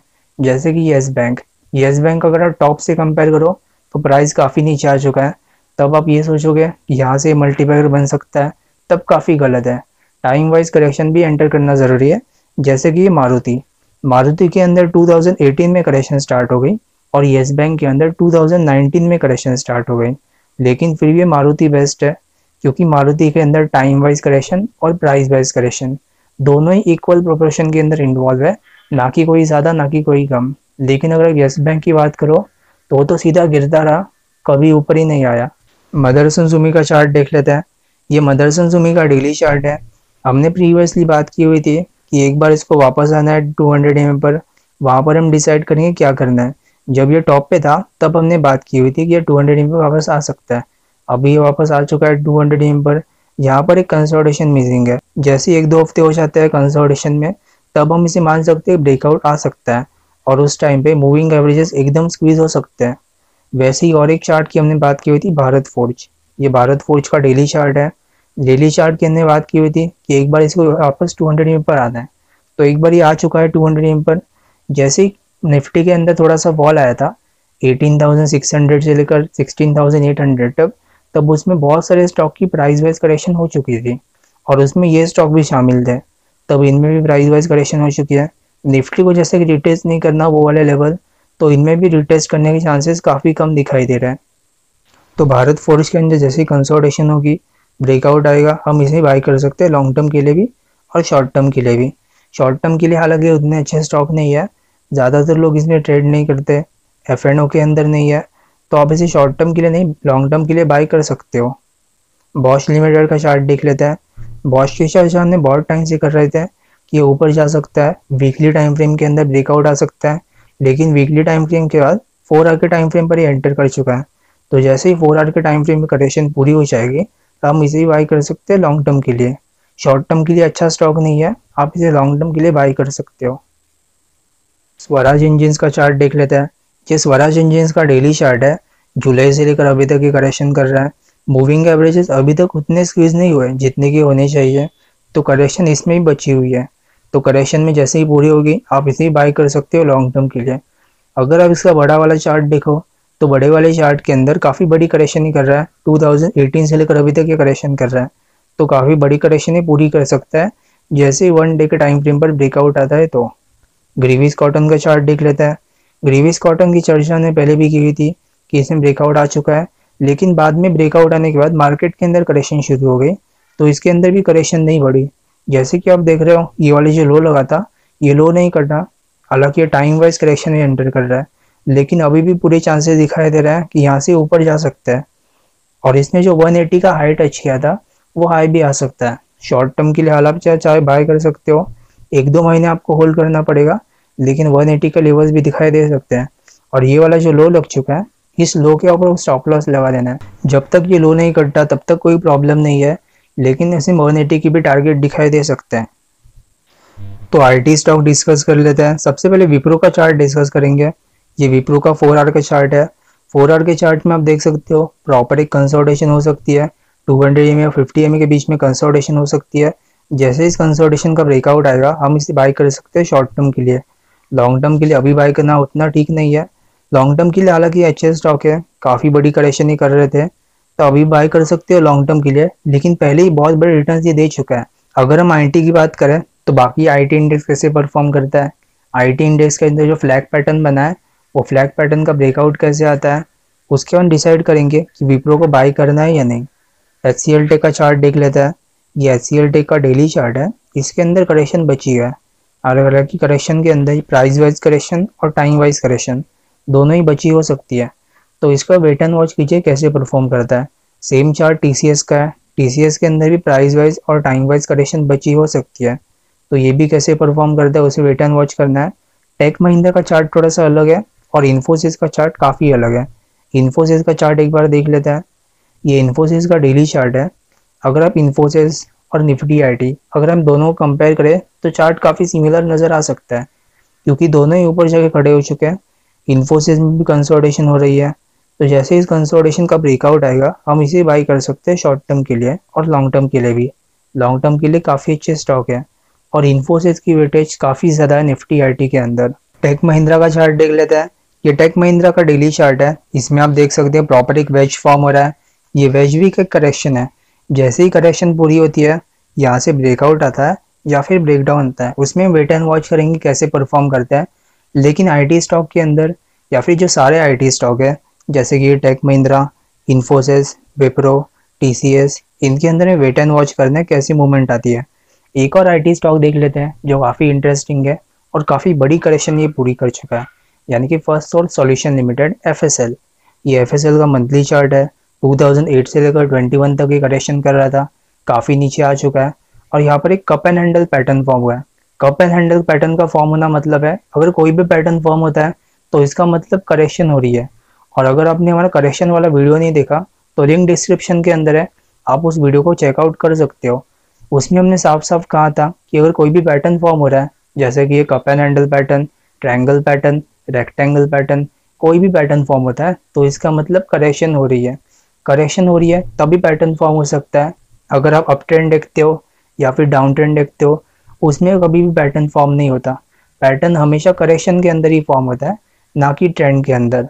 अगर ये पैटर्न फॉर्म हो रहा है तो इसका मतलब करेक्शन हो रही है, तो काफ़ी बड़ी करेक्शन ये पूरी कर चुका है। करेक्शन हो रही थी 2008 से लेकर 2021 तक, ऑलमोस्ट 13 साल की करेक्शन। तो 13 साल करेक्शन का ब्रेकआउट भी आ चुका है। आप में से बहुत कुछ लोग ये सोच सकते हैं कि ये बहुत ऊपर निकल चुका है या बहुत बड़ी बुल मार्केट इसलिए हो चुकी है, बहुत ऊपर निकल चुका है। अभी तक ये बुल मार्केट अभी तक ख़त्म नहीं हुई, यानी कि जो अपमूव आप देख रहे हो वो अपमूव अभी तक ख़त्म नहीं हुई, बहुत बड़ी अपमूव इसमें बाकी है। तो एक बार इसका डेली चार्ट देख लेते हैं। डेली चार्ट के अंदर ये अगस्त से लेकर अभी तक करेक्शन कर रहा है। करेक्शन के अंदर मूविंग एवरेजेस अभी तक उतने स्क्वीज नहीं हुए। अगर कोई भी स्टॉक 1 डे के टाइम फ्रेम पर करेक्शन करता है तब उस करेक्शन को पूरा होने में मिनिमम 6-8 महीने तो लगने चाहिए। तो अभी तक से टाइम भी पूरा नहीं हुआ। हो सकता है कि प्राइस वाइज करेक्शन पूरी हो चुकी हो लेकिन टाइम वाइज करेक्शन अभी भी बची हुई है। तो अगर आप इसे लॉन्ग टर्म के लिए लेना चाहते हो तब तो कोई प्रॉब्लम नहीं है, तब आप इसे ले सकते हो। लेकिन अगर शॉर्ट टर्म के लिए लेना चाहते हो तब ये ज़्यादा अच्छा स्टॉक है नहीं, लेकिन फिर भी आप इसे लॉन्ग टर्म के लिए ले सकते हो। ये बहुत बड़ी करेक्शन पूरी कर चुका है। 13 साल की करेक्शन पूरी होना बहुत बड़ी बात होती है। तो उसके बाद ये मल्टीबैगर रिटर्न आपको दे सकता है। काफ़ी अच्छी कंपनी है और काफ़ी अच्छी ग्रोथ भी हो सकती है। हालांकि ये स्मॉल कैप स्टॉक है, अगर ये मिड कैप भी हो जाता है आने वाले टाइम में तब भी ये बहुत बड़े रिटर्न्स हो सकते हैं यहाँ से। तो एक बार इंफ्रास्ट्रक्चर के ऊपर डिस्कस कर लेते हैं। आपको इंफ्रास्ट्रक्चर के ऊपर खास ध्यान रखना है क्योंकि इंफ्रास्ट्रक्चर आने वाले टाइम में काफ़ी आउट परफॉर्म कर सकता है। अगर आप बहुत सारे स्टॉक की लॉन्ग टर्म का चार्ट देखो तो काफ़ी बड़ी अंडर परफॉर्मेंस उन्हें दिखाई दे रही थी। तो एक बार निफ्टी इंफ्रा का मंथली चार्ट देख लेते हैं। ये निफ्टी इंफ्रा का मंथली चार्ट है। 2008 में जो फॉल आया था वो फॉल आने के बाद नीचे पूरी कंसोलिडेशन कर चुका है, नीचे खड़ा भी हो चुका था, ब्रेकआउट भी आ चुका है। और ब्रेकआउट आने के टाइम हमने अपने वीडियो में अपलोड किया हुआ था, SM बुलेटिन के अंदर हमने अपने अपलोड किया हुआ था कि किसने बाय किया यह स्टॉक मुझे कमेंट में ज़रूर बताइएगा। और इससे रिलेटेड एक ETF भी मौजूद है जिसका नाम है इंफ्राबीज। अगर आप इंफ्रास्ट्रक्चर के अंदर या फिर निफ्टी इंफ्रा के अंदर मूवमेंट बनाना चाहते हो, कोई पोजीशन इसके अंदर बनाना चाहते हो, तब आप इंफ्राबीज को बाय कर सकते हो। शॉर्ट टर्म के लिए अभी इतना कारगर नहीं होगा लेकिन लॉन्ग टर्म के लिए काफ़ी अच्छा स्टॉक ये साबित हो सकता है। इंफ्रा 20 के ऊपर ज़रूर नोटिस कीजिएगा, इसको स्टडी कीजिए कि इसकी वेटेज कैसी है। निफ्टी इंफ्रा के अंदर वेटेज कौन से स्टॉक की है, इंफ्रा 20 के अंदर वेटेज कौन से स्टॉक की है, दोनों को आप कंपेयर कीजिएगा, तब आपको पता लगेगा कि दोनों काफ़ी सिमिलर है और दोनों के रिटर्न ऑलमोस्ट सिमिलर हो सकते हैं। तो जैसे ही निफ्टी इंफ्रा परफॉर्म करेगा, इंफ्रा 20 भी परफॉर्म कर सकता है, तब आप इसे बाय कर सकते हो। अगर आप निफ्टी इंफ्रा के ऊपर बुलिशनेस रखते हो, तब आप इंफ्रा 20 को ही बाय कर सकते हो लॉन्ग टर्म के लिए। तो एक बार एबीबी इंडिया का भी चार्ट देख लेते हैं। ये एबीबी इंडिया का मंथली चार्ट है। मंथली चार्ट के अंदर 2008 में जो फॉल आया था, वहां से लेकर 2021 में ब्रेकआउट आ चुका है। ऑलमोस्ट 1600 को लेवल पर ब्रेकआउट आ चुका था, काफ़ी ऊपर ये निकल चुका है, 2300 का तक ही आ चुका है। लेकिन अभी तक ये बुल मार्केट खत्म नहीं हुई, बस शुरू हुई है। जैसे ही आप इसे बाय कर सकते हो लॉन्ग टर्म के लिए, मैं ऑलमोस्ट हर एक वीडियो के अंदर इसे अपलोड करता हूँ, क्योंकि मैं चाहता हूँ कि आप इंफ्रास्ट्रक्चर बाय करो या फिर इंफ्रास्ट्रक्चर के कुछ स्टॉक अपने पोर्टफोलियो में ऐड करके रखो लॉन्ग टर्म के लिए। ABB India, L&T, BML, Thermax, ये काफ़ी अच्छे स्टॉक साबित हो सकते हैं लॉन्ग टर्म के लिए और शॉर्ट टर्म के लिए भी। बीएमएल का चार्ट देख लेते हैं, यानी कि भारत अर्थ मोर्स लिमिटेड। ये 2006 से करेक्शन कर रहा है और करेक्शन अभी भी पूरी नहीं हुई। भारत अर्थ मोर्स लिमिटेड ये ऑलमोस्ट 17-18 साल की करेक्शन पूरी कर रहा है। ब्रेकआउट अभी तक इसमें आया नहीं है, लेकिन हमने 4 आवर के टाइम फ्रेम पर इसे अपलोड किया हुआ था। ऑलमोस्ट ये 1350 के लेवल पर हमने अपलोड किया हुआ था कि आप इसे बाय कर सकते हो लॉन्ग टर्म के लिए भी और शॉर्ट टर्म के लिए भी। तब बीएमएल को किसने किसने बाय किया हुआ है मुझे कमेंट में ज़रूर बताइएगा। हालांकि फ्राइडे का दिन आप देखो तो ये 3% गिर चुका है। ये 3% गिरना काफ़ी ज़रूरी था, क्योंकि ये रेजिस्टेंस के पास खड़ा है और रेजिस्टेंस के पास गिरना काफ़ी बड़ी बात होती है। अगर यहीं पर कंसोलिडेशन हो जाती है, कंसोलिडेशन का ब्रेकआउट आ जाता है, तब हम मानेंगे कि ब्रेकआउट असली है। ब्रेकआउट आने के बाद कंसोलिडेशन होना ये गलत है, लेकिन अगर ब्रेकआउट आने से पहले ही कंसोलिडेशन हो जाती है, तब ये कोई प्रॉब्लम नहीं है, तब हम इसे बाय कर सकते हैं। यहीं पर अगर ये छोटी करेक्शन कर देता है और उस छोटी करेक्शन का ब्रेकआउट आ जाता है, तब वो छोटी करेक्शन का ब्रेकआउट नहीं है, ये ब्रेकआउट है ऑलमोस्ट 17-18 साल का। तो 17-18 साल का ब्रेकआउट अब आ सकता है और अभी आप इसमें बड़ी मूव एक्सपेक्ट कर सकते हो और इसमें बहुत बड़े रिटर्न्स आपको दिखाई दे सकते हैं लॉन्ग टर्म के लिए, तब आप इसे बाय कीजिएगा लॉन्ग टर्म के लिए। थर्मैक्स का चार्ट देख लेते हैं। ये थर्मैक्स का डेली चार्ट है। मार्च से लेकर अभी तक ये करेक्शन कर रहा था, नवंबर के अंदर ब्रेकआउट आ चुका है, ब्रेकआउट तो इसमें आ चुका है, उसके बाद ऊपर भी निकल चुका था, लेकिन ऊपर जाने के बाद फिर से खड़ा हो चुका है। तो इसमें अभी भी छोटी करेक्शन चल रही है। जैसे ही छोटी करेक्शन खत्म होगी, तब हम इसे बाय कर सकते हैं शॉर्ट टर्म के लिए। हालांकि अगर आप इसे लॉन्ग टर्म के लिए बाय करना चाहते हो तो कोई सही टाइम नहीं है, कभी भी आप इसे बाय कर सकते हो लॉन्ग टर्म के लिए। अगर आप थर्मैक्स और एल&टी इन दोनों का लॉन्ग टर्म का चार्ट कंपेयर करो तो काफ़ी सिमिलर नज़र आएंगे। दोनों ही इंफ्रास्ट्रक्चर स्टॉक है और दोनों के लॉन्ग टर्म का स्टॉक काफ़ी सिमिलर है। अगर आप 2008 की पहले जो बुल मार्केट देखो, यानी कि 2003 से लेकर 2008 तक, उसमें थर्मैक्स, एल&टी, एबीबी इंडिया, जो भी इंफ्रास्ट्रक्चर रिलेटेड स्टॉक है, उनमें काफ़ी बड़े रिटर्न्स दिखाई दे रहे थे। ये बड़े रिटर्न्स दिखाई देना काफ़ी बड़ी बात होती है। इसका मतलब है कि पहले ही मल्टीबैगर बन चुका है और उसके बाद बड़ी करेक्शन के अंदर एंटर कर चुका है और लॉन्ग टर्म के लिए काफ़ी अच्छे स्टॉक साबित हो सकते हैं। एल&टी और थर्मैक्स दोनों ही काफ़ी अच्छे स्टॉक है लॉन्ग टर्म के लिए।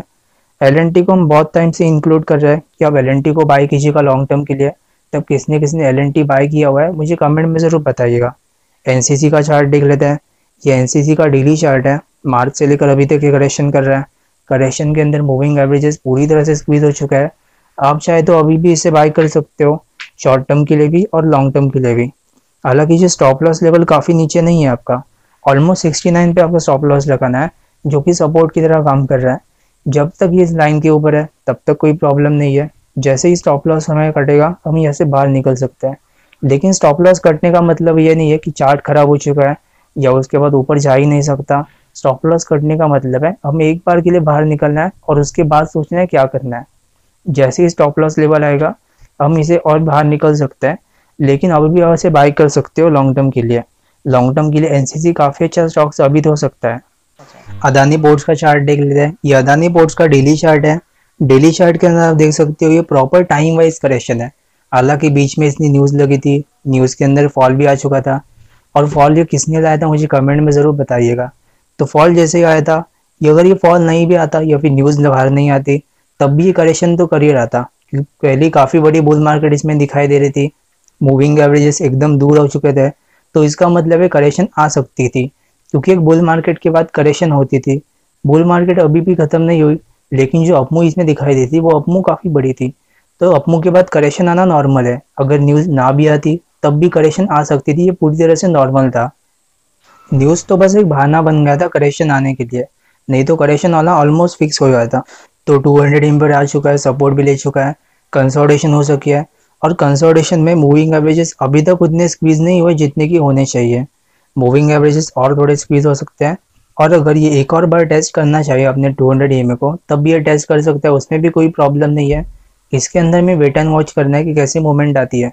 जैसे ये 200 EMA को वापस टेस्ट करने आएगा, तब हम इसे बाई कर सकते हैं, या फिर एक कंसोलिडेशन के बाद ही बाई कर सकते हैं।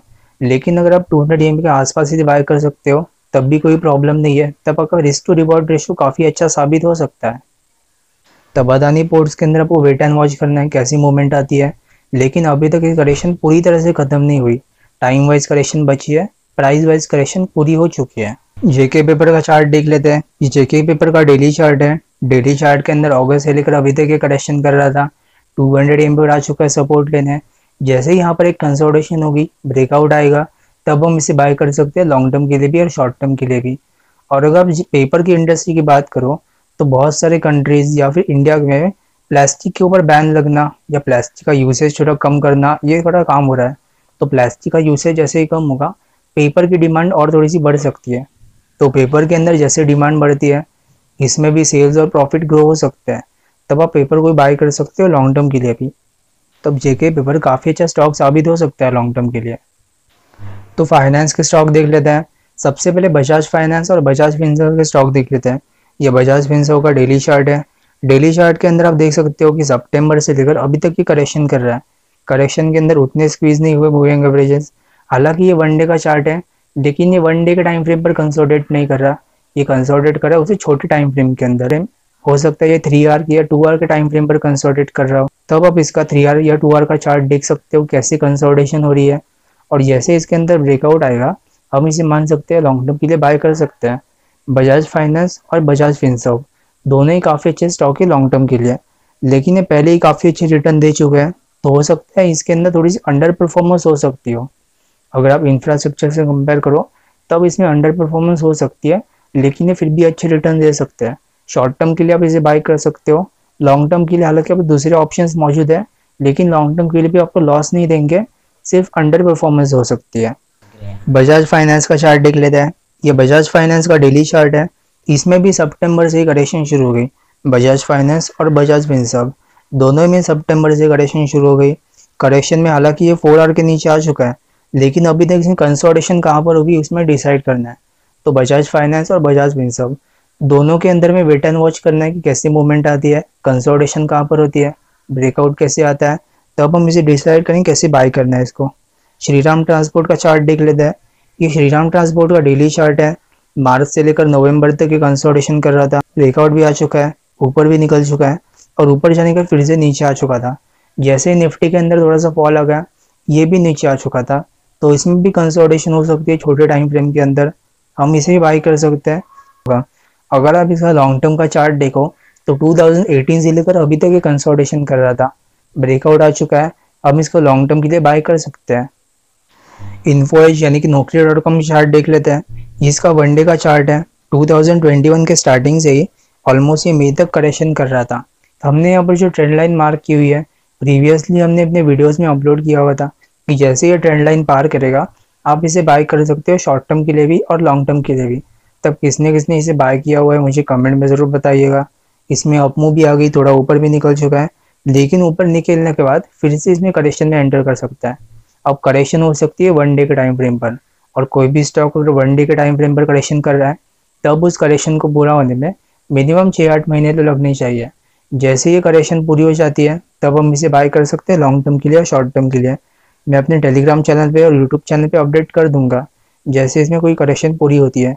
तो अगर आपने हमारा टेलीग्राम चैनल ज्वाइन नहीं किया, तो लिंक डिस्क्रिप्शन के अंदर है, डिस्क्रिप्शन के अंदर लिंक से आप ज्वाइन कर सकते हो। और अगर आपने हमारा यूट्यूब चैनल अभी तक सब्सक्राइब नहीं किया, तो अभी हमारा सब्सक्राइब कर दीजिए और उस बेल आइकन को प्रेस कर दीजिएगा। HDFC का चार्ट देख लेते हैं। ये HDFC का डेली चार्ट है। 2021 के स्टार्टिंग से ही करेक्शन कर रहा है, जो कि ये वाला जो टॉप लगा था उसके बाद 2 और टॉप लग चुका है, लेकिन करेक्शन फिर भी यही से मानेंगे। यहाँ पर एक कंसोलिडेशन हो सकती है। इसमें काफ़ी बड़े रिटर्न्स पहले से ही दिखाई दे रहे थे, काफ़ी बड़ा रिटर्न्स में पहले ही दिखाई दे रहा था।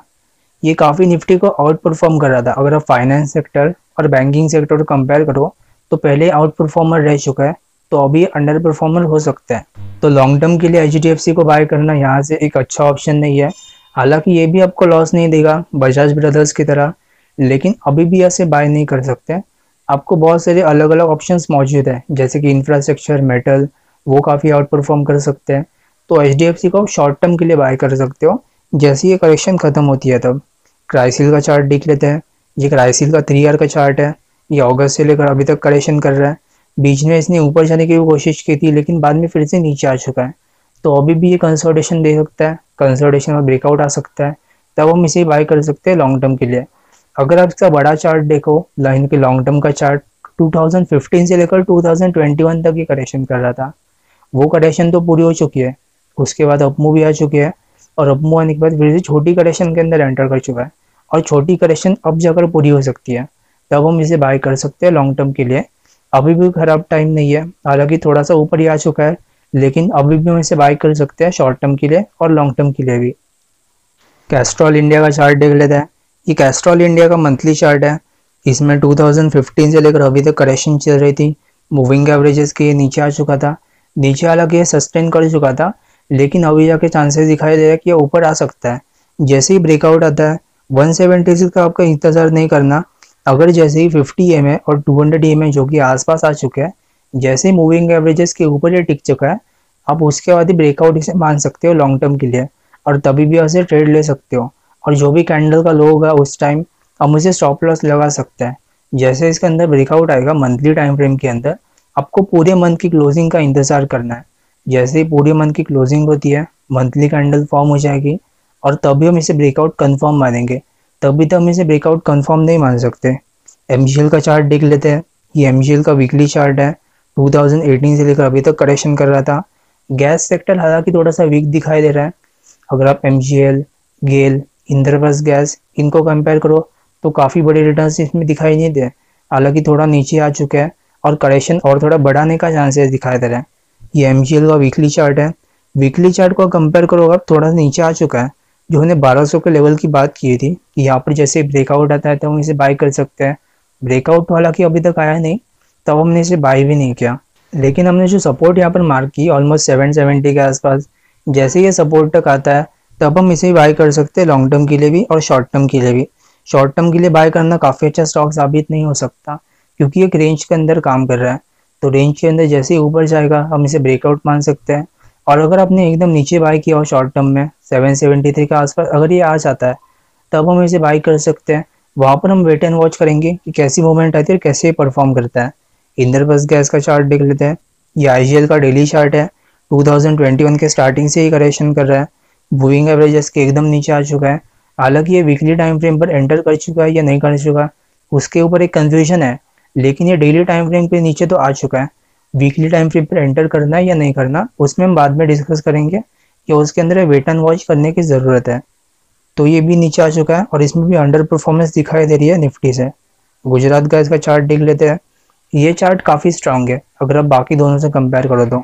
गुजरात गैस के अंदर अगस्त से लेकर अभी तक करेक्शन चल रही है। हालांकि एक ही बार इसने 200 EMA को टच किया, तो वापस इसको भी आना है अपने 200 EMA को टच करने।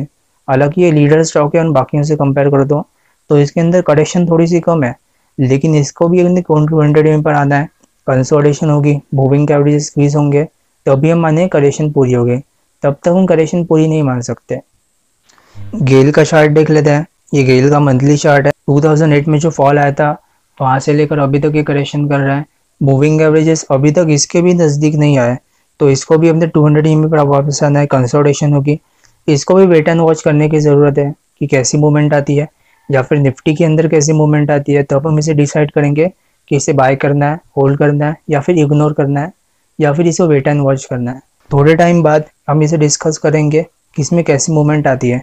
तब तक आप इसे वेट एंड वॉच कीजिएगा कि कैसे मूवमेंट आती है। बाकी अगर हम लॉन्ग टर्म की बात करें तो गैस सेक्टर काफ़ी अच्छा परफॉर्मर हो सकता है, क्योंकि बहुत सारी कंट्रीज पेट्रोल और डीजल के ऊपर निर्भरता थोड़ी कम कर रही है, पॉल्यूशन इससे काफ़ी बढ़ता है, तो गैस एक ऑप्शन हो सकता है। गैस सेक्टर, इलेक्ट्रिक, या फिर आप इथेनॉल या मिथेनॉल को ब्लेंडिंग में मान सकते हो। ये काफ़ी अच्छे ऑप्शन हो सकते हैं। अगर आप इथेनॉल की बात करो तो उसके अंदर बलरामपुर चीनी या फिर जो भी शुगर स्टॉक है उनके अंदर मूवमेंट आ सकती है। और इथेनॉल से रिलेटेड एक फ्लेक्स इंजन भी मौजूद है, और फ्लेक्स इंजन सिर्फ बॉश कंपनी बनाती है, ना कि कोई दूसरी कंपनी। तो वो स्टॉक के ऊपर नज़र रखिए कैसे मूवमेंट करती है। गैस सेक्टर भी उनमें से एक है। अगर पेट्रोल के ऊपर निर्भरता थोड़ी कम हो जाती है, पेट्रोल थोड़ा कम यूज़ होना चाहता है, तब गैस सेक्टर भी ग्रो कर सकता है। टाटा पावर का एक बार चार्ट देख लेते हैं। ये टाटा पावर का 4 आवर का चार्ट है। 4 आवर के चार्ट के अंदर ही करेक्शन कर रहा है। अगर आप इसका बड़ा वाला चार्ट देखो, यानी कि मंथली चार्ट, तो 2008 से लेकर 2021 तक ये करेक्शन कर रहा था। करेक्शन में काफ़ी नीचे आ चुका था। नीचे आने के बाद अपमूव भी दे दिया। तो अपमूव अभी तक ख़त्म नहीं हुई, क्योंकि करेक्शन जो पहले चल रही थी वो करेक्शन काफ़ी बड़ी थी।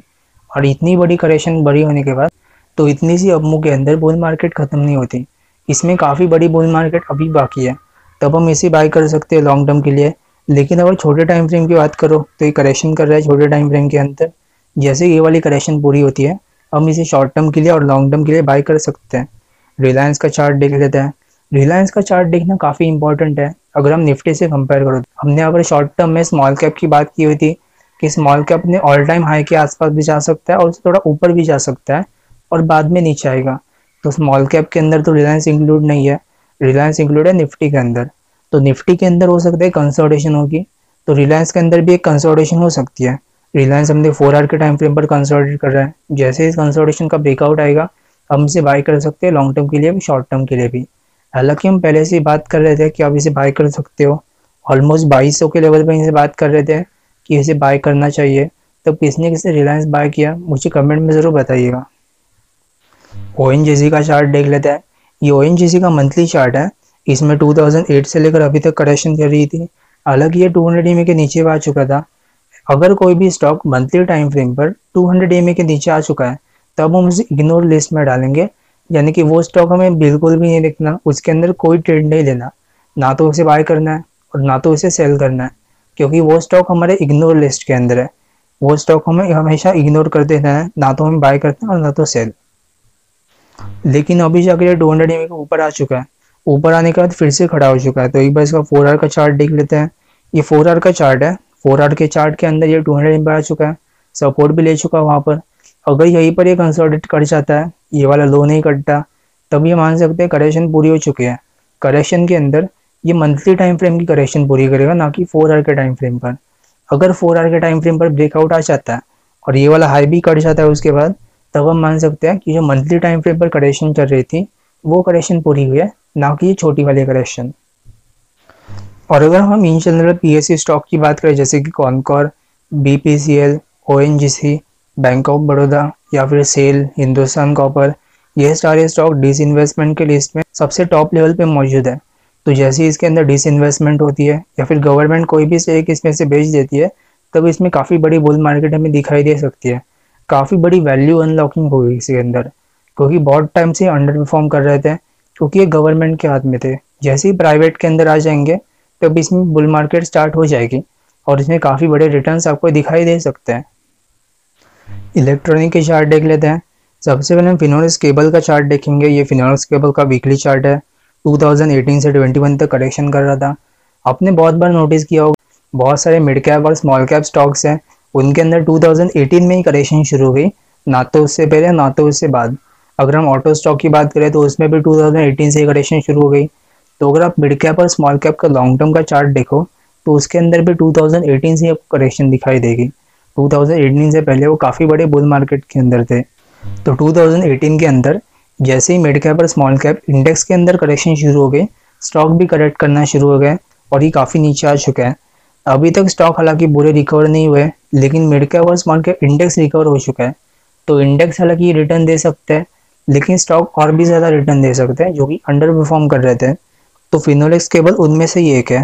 2018 से 21 तक करेक्शन कर रहा था, ब्रेकआउट भी आ चुका, ऊपर भी निकल चुका है। तो एक बार इसका वनडे का चार्ट देख लेते हैं। वनडे के चार्ट के अंदर हमने इन्फॉर्म किया हुआ था कि जैसे ये जो वाला ट्रेंड लाइन कटेगी ऑलमोस्ट 520 के आसपास, तब हम इसे बाय कर सकते हैं लॉन्ग टर्म के लिए। ये वो वनडे का टाइम फ्रेम का ब्रेकआउट नहीं है, ये ब्रेकआउट है ऑलमोस्ट 2018 से। 2018 से जो फॉल हो रहा था, उस फॉल का ब्रेकआउट अब जाकर आ चुका है। तब हम इसे बाय कर सकते हैं लॉन्ग टर्म के लिए। अभी भी कोई ख़राब टाइम नहीं है, आप चाहे तो अभी भी आप इसे बाय कर सकते हो लॉन्ग टर्म के लिए भी और शॉर्ट टर्म के लिए भी। 3M इंडी का चार्ट देख लेते हैं। ये 3M इंडी का डेली चार्ट है। डेली चार्ट के अंदर काफ़ी अच्छी स्क्वीज हो रही है। जैसे ही स्क्वीज का ब्रेकआउट आएगा हम इसे बाय कर सकते हैं। हालांकि इसकी चर्चा हम पहले से कर रहे थे, लेकिन बाद में जाके मार्केट के अंदर फॉल आ चुका है, तो ये एक ही जगह पर खड़ा हो चुका है। हालांकि इसके अंदर फॉल नहीं आया, ये जो लो लग चुका है ये लो अब दोबारा कटने वाला नहीं है। इसके चांसेस काफ़ी कम दिखाई दे रहे हैं, लेकिन ये फॉल नहीं आया इसके अंदर। हालांकि मार्केट में 1000 पॉइंट गिर गया, लेकिन ये एक ही जगह पर खड़ा हुआ है। जैसे ही मार्केट के अंदर राइज आएगा, इसके अंदर भी बहुत बड़ी बुल मार्केट दिखाई दे सकती है, और जो करेक्शन भी चल रही है वो करेक्शन भी ख़त्म कर सकता है। फिलिप कार्बन का चार्ट देख लेते हैं। फिलिप कार्बन में 2018 से 21 तक करेक्शन कर रहा था, मूविंग एवरेजेस के नीचे आ चुका था, और बाद में ऊपर आके सस्टेन हो चुका है। सस्टेन होने के बाद अपमूव भी आ गई, लेकिन अपमूव अभी तक खत्म नहीं हुई। तो एक बार इसका डेली चार्ट देख लेते हैं। डेली चार्ट के अंदर ये काफ़ी अच्छी मूविंग एवरेजेस स्क्वीज कर रहा है। जैसे स्क्वीज का ब्रेकआउट आएगा हम इसे बाय कर सकते हैं शॉर्ट टर्म के लिए भी और लॉन्ग टर्म के लिए भी। हालांकि अगर आप इसे शॉर्ट टर्म के लिए बाय करना है तो बहुत बड़े क्वांटिटीज़ के अंदर आप इसे बाय मत कीजिएगा, क्योंकि इतना लिक्विड स्टॉक है नहीं, इसके अंदर एग्जिट और एंट्री उतने पॉसिबल नहीं है। लेकिन अगर छोटी क्वांटिटी बाय करना चाहते हो तब लॉन्ग टर्म के लिए काफ़ी अच्छा स्टॉक है और शॉर्ट टर्म के लिए भी। सिम्फनी का चार्ट देख लेते हैं। ये भी सिम्फनी का मंथली चार्ट है। इसमें 2015 से लेकर अभी तक करेक्शन कर रहा था। मंथली चार्ट में एक और रूल आपको बता देता हूँ कि अगर कोई भी स्टॉक मंथली चार्ट पर आता है तो 50 EMA और 100 EMA के बीच में कंसोलिडेशन होगी, तब भी हम उस करेक्शन को वैलिड मान सकते हैं। 200 EMA पर आना ज़रूरी नहीं है, वहाँ पर कंसोलिडेशन होनी भी ज़रूरी नहीं है। अगर 100 EMA और 50 EMA के बीच में कंसोलिडेशन हो जाती है तब भी हम उस करेक्शन को पूरी तरह से वैलिड मान सकते हैं। तो इसमें भी करेक्शन हो रही है। जैसे ही करेक्शन ख़त्म होगी हम इसे बाय कर सकते हैं लॉन्ग टर्म के लिए। ब्रेकआउट में तो भी पता लगेगा जब एक अच्छी कैंडल फॉर्म होगी मंथली टाइम फ्रेम पर, और मंथली टाइम फ्रेम पर कैंडल फॉर्म होने का मतलब है पूरा क्लोजिंग आना। पूरे महीने में जो आखिरी दिन की क्लोजिंग होगी तभी हमें पता लगेगा कि ऊपर जा सकता है। क्रॉम्पटन ग्रीव्स का चार्ट देख लेते हैं। ये क्रॉम्पटन ग्रीव्स का डेली चार्ट है। डेली चार्ट के अंदर फरवरी से लेकर अभी तक करेक्शन कर रहा था। हालांकि टॉप थोड़ा सा ऊपर लग चुका है, लेकिन करेक्शन हम फिर भी यही से मानेंगे, ना कि ये टॉप से। तो करेक्शन के अंदर डेली टाइम फ्रेम पर आ चुका है। मूविंग एवरेजेस कंसोलिडेशन हो सकती है। टाइम वाइज करेक्शन बची है, लेकिन प्राइस वाइज करेक्शन नहीं होने वाली। अगर आप न्यू वेव्स के हिसाब से देखो तो ये 1, 2 और 3 के फॉर्म में करेक्शन कर रहा है। ये करेक्शन पूरी तरह से वैलिड हो सकती है यहाँ पर। जैसे ये वाले करेक्शन के अंदर कंसोलिडेशन हो जाती है तब हम डिसाइड करेंगे कि इम्पल्स कैसे फॉर्म होती है।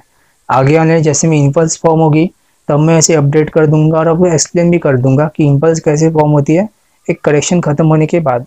इंडिया निपॉन इलेक्ट्रिक का चार्ट देख लेते हैं।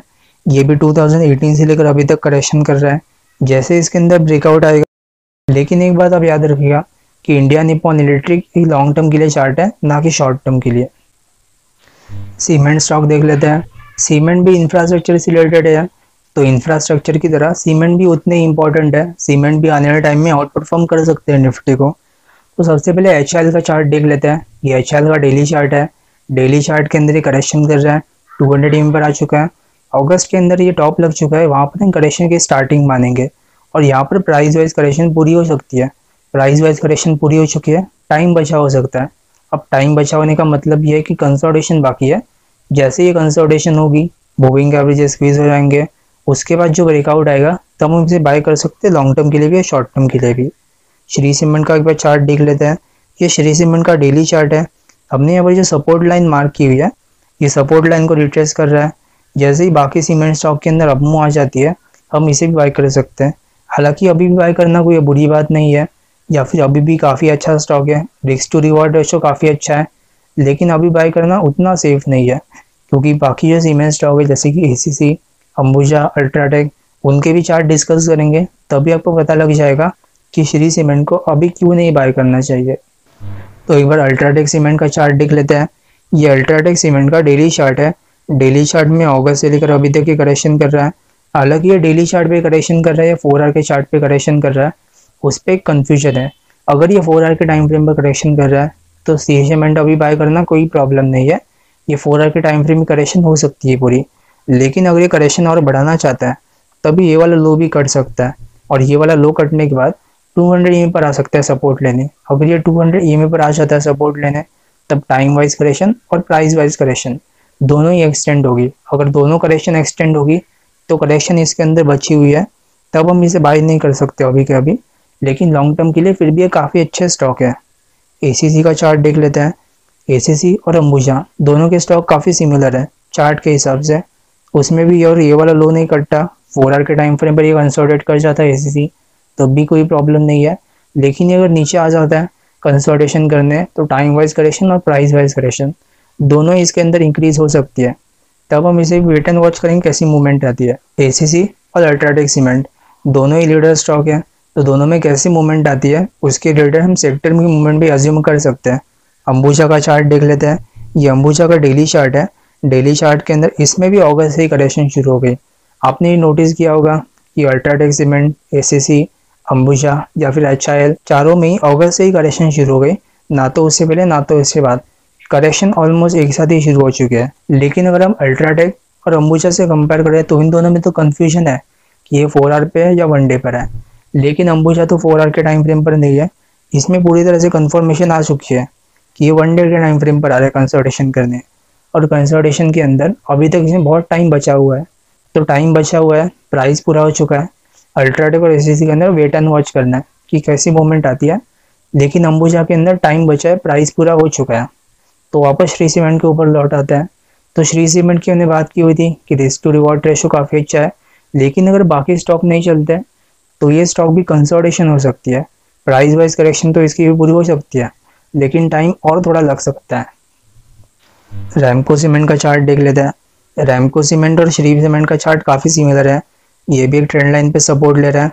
इसमें भी कंसोलिडेशन हो सकती है अगर बाकी स्टॉक के अंदर कंसोलिडेशन होती है तो। जेके सीमेंट का चार्ट देख लेते हैं। ये जेके सीमेंट का 4 आवर का चार्ट है। इसने भी चांसेस दिखाई दे रहा है कि ये 4 आवर के टाइम फ्रेम पर करेक्शन पूरी कर सकता है। हालांकि ये थोड़ा सा छोटा स्टॉक है, लेकिन अब बाकियों से कंपेयर करो तो बाकी काफ़ी बड़े स्टॉक हैं। और जेके सीमेंट के अंदर 2015 से लेकर 21 तक करेक्शन चल रही थी, और अगर हम बाकी सीमेंट की बात करें तो उनमें 2018 से करेक्शन स्टार्ट हो गई। लॉन्ग टर्म की कर बात करें तो जेके सीमेंट के अंदर काफ़ी बड़ी अंडर परफॉर्मेंस थी, तो इसमें भी आउट परफॉर्मेंस हो सकती है। जैसे ही ट्रेंड लाइन कटेगी तब एक ट्रायंगल पैटर्न का ब्रेकआउट आ सकता है। मूविंग एवरेजेस तो वैसे ही स्क्वीज हो चुके हैं, हमें बस ब्रेकआउट का इंतजार करना है। और आपको ब्रेकआउट 4 आवर के टाइम फ्रेम पर नहीं देखना, ब्रेकआउट आपको देखना है 1 डे के टाइम फ्रेम पर। यानी कि 1 डे के टाइम फ्रेम पर जैसे ही ब्रेकआउट आएगा तभी हम इसे ब्रेकआउट को मानेंगे वैलिड। 1 डे के टाइम फ्रेम पर जैसे ही क्लोजिंग आती है तभी हम करेक्शन को वैलिड मान सकते हैं, ना कि उससे पहले। तो एक बार केमिकल स्टॉक के ऊपर डिस्कशन कर लेते हैं। अगर आप यूपीएल का चार्ट देखो तो यूपीएल के चार्ट के अंदर शॉर्ट टर्म करेक्शन हो रही है। हालांकि मूविंग एवरेजेस अभी तक उतने स्क्वीज नहीं हुए जितने के होने चाहिए, लेकिन फिर भी हमने एक ट्रेंड लाइन मार्क की हुई है। जैसे ही ये ट्रेंड लाइन का ब्रेकआउट आएगा या फिर उससे पहले हम बाय कर सकते हैं, जैसे मूविंग एवरेजेस स्क्वीज हो जाते हैं तब। लेकिन प्राइस वाइज करेक्शन तो पूरी हो चुकी है, यानी कि ये वाला जो लो लग चुका है ये लो तो अब कटने वाला नहीं है। हालांकि टाइम और बचा हो सकता है, कंसोलिडेशन हो सकती है। जैसे उस कंसोलिडेशन का ब्रेकआउट आएगा तभी हम मान सकते हैं करेक्शन पूरी हो गई। लेकिन फिर एक कंसर्न है कि मूविंग एवरेजेस अभी तक उतने स्क्वीज नहीं हुए जितने के होने चाहिए। बस ये एक कंसर्न है, और ये कंसर्न पूरा हो जाएगा जब टाइम वाइज करेक्शन और एक्सटेंड हो जाती है तब, और तभी हम इसे बाय कर सकते हैं लॉन्ग टर्म के लिए। अगर आप इसका लॉन्ग टर्म का चार्ट देखो तो वीकली टाइम फ्रेम पर ये करेक्शन कर रहा था, और ये वीकली टाइम फ्रेम पर करेक्शन पूरी कर चुका है। तो वीकली टाइम फ्रेम करेक्शन पूरी कर चुका है, और बाद में छोटी टाइम फ्रेम यानी कि 1 डे के टाइम फ्रेम पर एंटर कर चुका है। तो छोटी करेक्शन जैसे ही पूरी हो जाती है हम इसे लॉन्ग टर्म के लिए बाय कर सकते हैं। दीपक फर्टिलाइजर का चार्ट देख लेते हैं। ये दीपक फर्टिलाइजर का वीकली चार्ट है। इसमें 2018 से लेकर अभी तक करेक्शन चल रही थी। बीच में काफ़ी नीचे आ चुका था, नीचे आने के बाद अपमूव भी आ गई, लेकिन जैसे ही ऑल टाइम हाई के आसपास गया तो वहाँ पर एक रेजिस्टेंस फेस कर रहा है। जैसे ही रेजिस्टेंस पार होगा तभी हम इसे बाय नहीं करना। एक बार इसका छोटा टाइम फ्रेम यानी कि डेली टाइम फ्रेम देख लेते हैं। ये डेली टाइम फ्रेम का चार्ट है। डेली टाइम फ्रेम है, मूविंग एवरेजेस एकदम स्क्वीज हो चुके हैं। जैसे यहाँ पर और एक कंसोलिडेशन हो जाती है, मूविंग एवरेजेस और थोड़े स्क्वीज हो जाते हैं, टाइम वाइज करेक्शन और हो सकती है, प्राइस वाइज करेक्शन पूरी हो चुकी है। हमने प्रीवियसली बात की हुई थी इंडेक्स वाले पार्ट के अंदर इसी वीडियो के कि 90% से ज़्यादा स्टॉक के अंदर टाइम वाइज करेक्शन बची है, प्राइस वाइज करेक्शन पूरी हो चुकी है। जैसे इंडेक्स के अंदर फॉल आया था 18,600 लेकर 16,800 से लेकर, इस फॉल के अंदर ऑलमोस्ट हर एक स्टॉक के अंदर प्राइस वाइज करेक्शन पूरी हो चुकी है। कुछ स्टॉक के अंदर बचा हो सकता है प्राइस वाइज करेक्शन, लेकिन ज़्यादातर स्टॉक के अंदर प्राइस वाइज करेक्शन हो चुकी है, टाइम वाइज करेक्शन बची हो सकती है। ये भी उन्हीं स्टॉक में से है कि इसमें भी प्राइस वाइज करेक्शन पूरी हो चुकी है, टाइम वाइज करेक्शन अभी बची हुई है। तब जैसे इसके अंदर कंसोलिडेशन होगी, मैं अपने टेलीग्राम चैनल पे और यूट्यूब चैनल पे अपडेट कर दूंगा। और केमिकल स्टॉक आने वाले टाइम में काफ़ी अच्छी ग्रोथ दिखा सकते हैं, तब हम इसे बाई कर सकते हैं लॉन्ग टर्म के लिए भी और शॉर्ट टर्म के लिए भी। गैलेक्सी सर्फेक्टेंट का चार्ट देख लेते हैं। ये इसका डेली चार्ट है, मई से लेकर अभी तक करेक्शन कर रहा था, जो कि हमने सपोर्ट यहाँ पर मार्क की हुई है ऑलमोस्ट 2800 के आसपास। जब तक ये सपोर्ट के ऊपर है तब भी कोई प्रॉब्लम नहीं है। हालांकि अभी आप इसे ध्यान से देखो तो 200 EMA के थोड़ा नीचे आ चुका है, लेकिन फिर भी हम इसे ब्रेकडाउन नहीं मानेंगे। ब्रेकडाउन तभी होगा जब ये नीचे चला जाएगा, सस्टेन हो जाएगा, तभी हम इसे ब्रेकडाउन मान सकते हैं। अभी तक ये ब्रेकडाउन नहीं है, अभी तक ये फर्स्ट 1 डे के टाइम फ्रेम पर ये सपोर्ट ले रहा है। जैसे यहीं पर कंसोलिडेशन होगी, ब्रेकआउट आएगा, हम इसकी करेक्शन मान सकते हैं पूरी हो गई। ये भी उसी कैटेगरी के अंदर स्टॉक है कि निफ्टी के अंदर फॉल आ गया तो उसके अंदर भी फॉल आ गया और प्राइस वाइज करेक्शन हो चुकी है पूरी। और प्रीवियसली जो हमने बात की हुई थी कि निफ्टी के अंदर टाइम वाइज करेक्शन हो सकती है, तो टाइम वाइज करेक्शन का पहला फेज जो फॉल का था वो फेज तो पूरा हो चुका है। अब जो चाल आएगी वो स्टॉक स्पेसिफिक होगी, कुछ स्टॉक चलेंगे, कुछ रुकेंगे। ये वो स्टॉक है जो रुकने वाले फेज के अंदर है, जैसे कि यूपीएल, गैलेक्सी सर्फेक्टेंट, दीपक नाइट्रेट। गुजरात अल्कलीज का चार्ट देख लेते हैं, पीआई इंडस्ट्रीज, रेन इंडस्ट्रीज। ये वो स्टॉक है, केमिकल सेक्टर के वो स्टॉक है जो रुकने वाले फेज के अंदर है। चलने वाले फेज के अंदर और कोई स्टॉक हो सकता है, या फिर नीचे गिरने वाले स्टॉक के अंदर और कोई स्टॉक हो सकता है। लेकिन लगभग हर एक स्टॉक के अंदर शॉर्ट टर्म के अंदर प्राइस वाइज करेक्शन हो चुकी है पूरी, टाइम बचा हो सकता है। इस बात को आप जरूर नोटिस कीजिएगा। इस टाइम पे आप क्या बात कर रहे थे या फिर क्या डिस्कशन हो रही थी, 2-3 महीने के बाद आपको खुद रियलाइज हो जाएगा कि हम क्या बात कर रहे थे और कैसी चीज़ें हो रही है। तो एक बार गुजरात अल्कलीज का चार्ट देख लेते हैं। ये गुजरात अल्कलीज का 4 आवर का चार्ट है, इसमें भी करेक्शन हो रही है, प्राइस वाइज करेक्शन पूरी हो चुकी है, टाइम वाइज करेक्शन बची हुई है।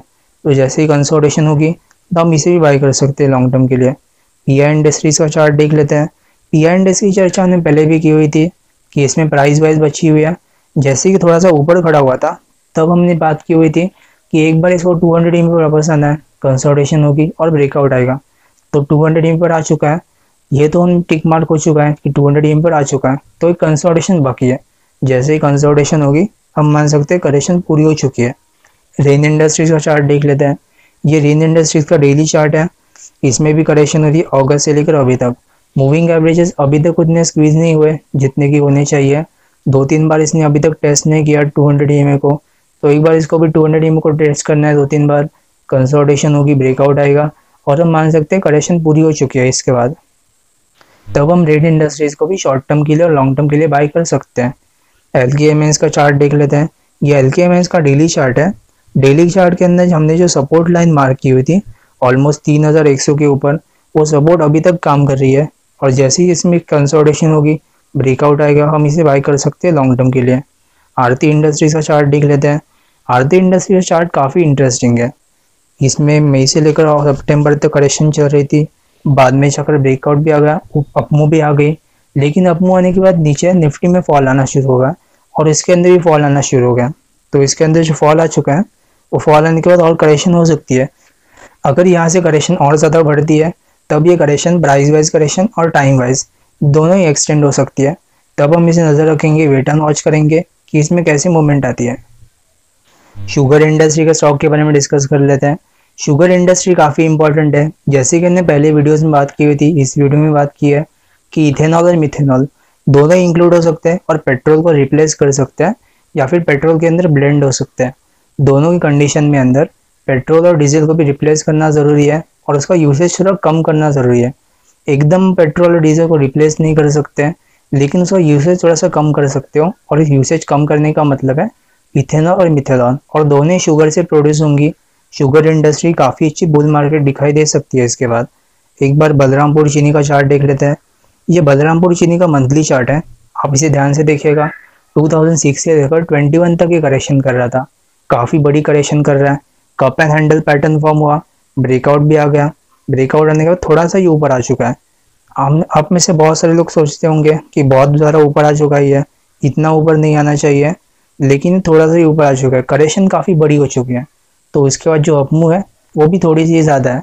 तो बड़ी करेक्शन जो 2006 से लेकर 2021 तक ही कर रहा था, वो करेक्शन तो पूरी हो चुकी है, लेकिन उसके बाद ये छोटी करेक्शन के अंदर एंटर गया। तो छोटी करेक्शन के लिए इसका वनडे का चार्ट देख लेते हैं। ये बलरामपुर चीनी का वनडे का चार्ट है। वनडे के चार्ट के अंदर आप देख सकते हो कि मई से लेकर अभी तक ये करेक्शन कर रहा है। मूविंग एवरेजेस अभी तक उतने स्क्वीज नहीं हुए जितने के होने चाहिए, तो मूविंग एवरेजेस स्क्वीज ना होना ये एक कंसर्न पॉइंट है। और एक और बात मैं बता देता हूँ, ये खाली एक एजम्पशन है। अगर बलरामपुर चीनी यहाँ से और 2 महीने करेक्शन हो जाता है, टाइम वाइज करेक्शन हो जाती है, तो मूविंग एवरेजेस पूरी तरह से स्क्वीज हो जाएंगे। और अगर 2-3 महीने बाद जैसे कि बजट आने वाला है फेब्रुआरी के फर्स्ट वीक के अंदर, जैसे कि आप जानते हो कि बजट आ जाता है, तो बजट के अंदर ये हो सकता है कि कोई प्रस्ताव रखा जाए इथेनॉल से रिलेटेड या फिर मिथेनॉल जो ब्लेंडिंग पेट्रोल के साथ मिक्स करना है, उससे रिलेटेड कोई एक ऐसी न्यूज़ आ जाए जिससे रिलेटेड। तो बजट के अंदर पेट्रोल से रिलेटेड या मिथेनॉल से रिलेटेड एक ऐसी न्यूज़ आ सकती है जिससे शुगर स्टॉक ट्रिगर हो जाए और काफ़ी ऊपर जा सकते हैं। बाकी बजट के अंदर क्या होगा इसके बारे में तो किसी को नहीं पता, बस कुछ लोगों को छोड़ दे। तो हम ये खाली एजम्पशन कर सकते हैं कि 2-3 महीने बाद बजट आ सकता है और उसके अंदर ये मूवमेंट आ सकती है और मूविंग एवरेजेस भी स्क्वीज हो सकते हैं और 2-3 महीने करेक्शन कर जाता है। लेकिन इसके अंदर भी वही कंसर्न है कि प्राइस वाइज करेक्शन पूरी हो चुकी है, टाइम वाइज बचा हुआ है। तो टाइम वाइज बचे होने के अंदर एक कंसोलिडेशन मिसिंग है। जैसे ही इसमें कंसोलिडेशन होगी, ब्रेकआउट आएगा, हम इसे बाय कर सकते हैं। हालांकि बजट में कोई मूवमेंट आती है नहीं आती, कोई इससे रिलेटेड न्यूज़ आती है नहीं आती, फिर भी कंसोलिडेशन तो पहले ही पूरी हो सकती है या उसके थोड़ा बाद भी पूरी हो सकती है। ये प्रॉपर टाइम वाइज करेक्शन है, प्राइस वाइज करेक्शन नहीं है। अगर आप मई का जो रेट था उससे जो आज का रेट चेक करो तो बहुत ज़्यादा डिफरेंस आया नहीं है, हालांकि बीच बीच में थोड़ा सा ऊपर जा रहा था। ये एक रनिंग करेक्शन मान सकते हो इसे। तो रनिंग करेक्शन है, टाइम वाइज करेक्शन के अंदर एंटर कर चुका है, प्रॉपर एक टाइम वाइज करेक्शन। तो टाइम वाइज करेक्शन का ब्रेकआउट आएगा, हम इसे बाय कर सकते हैं लॉन्ग टर्म के लिए।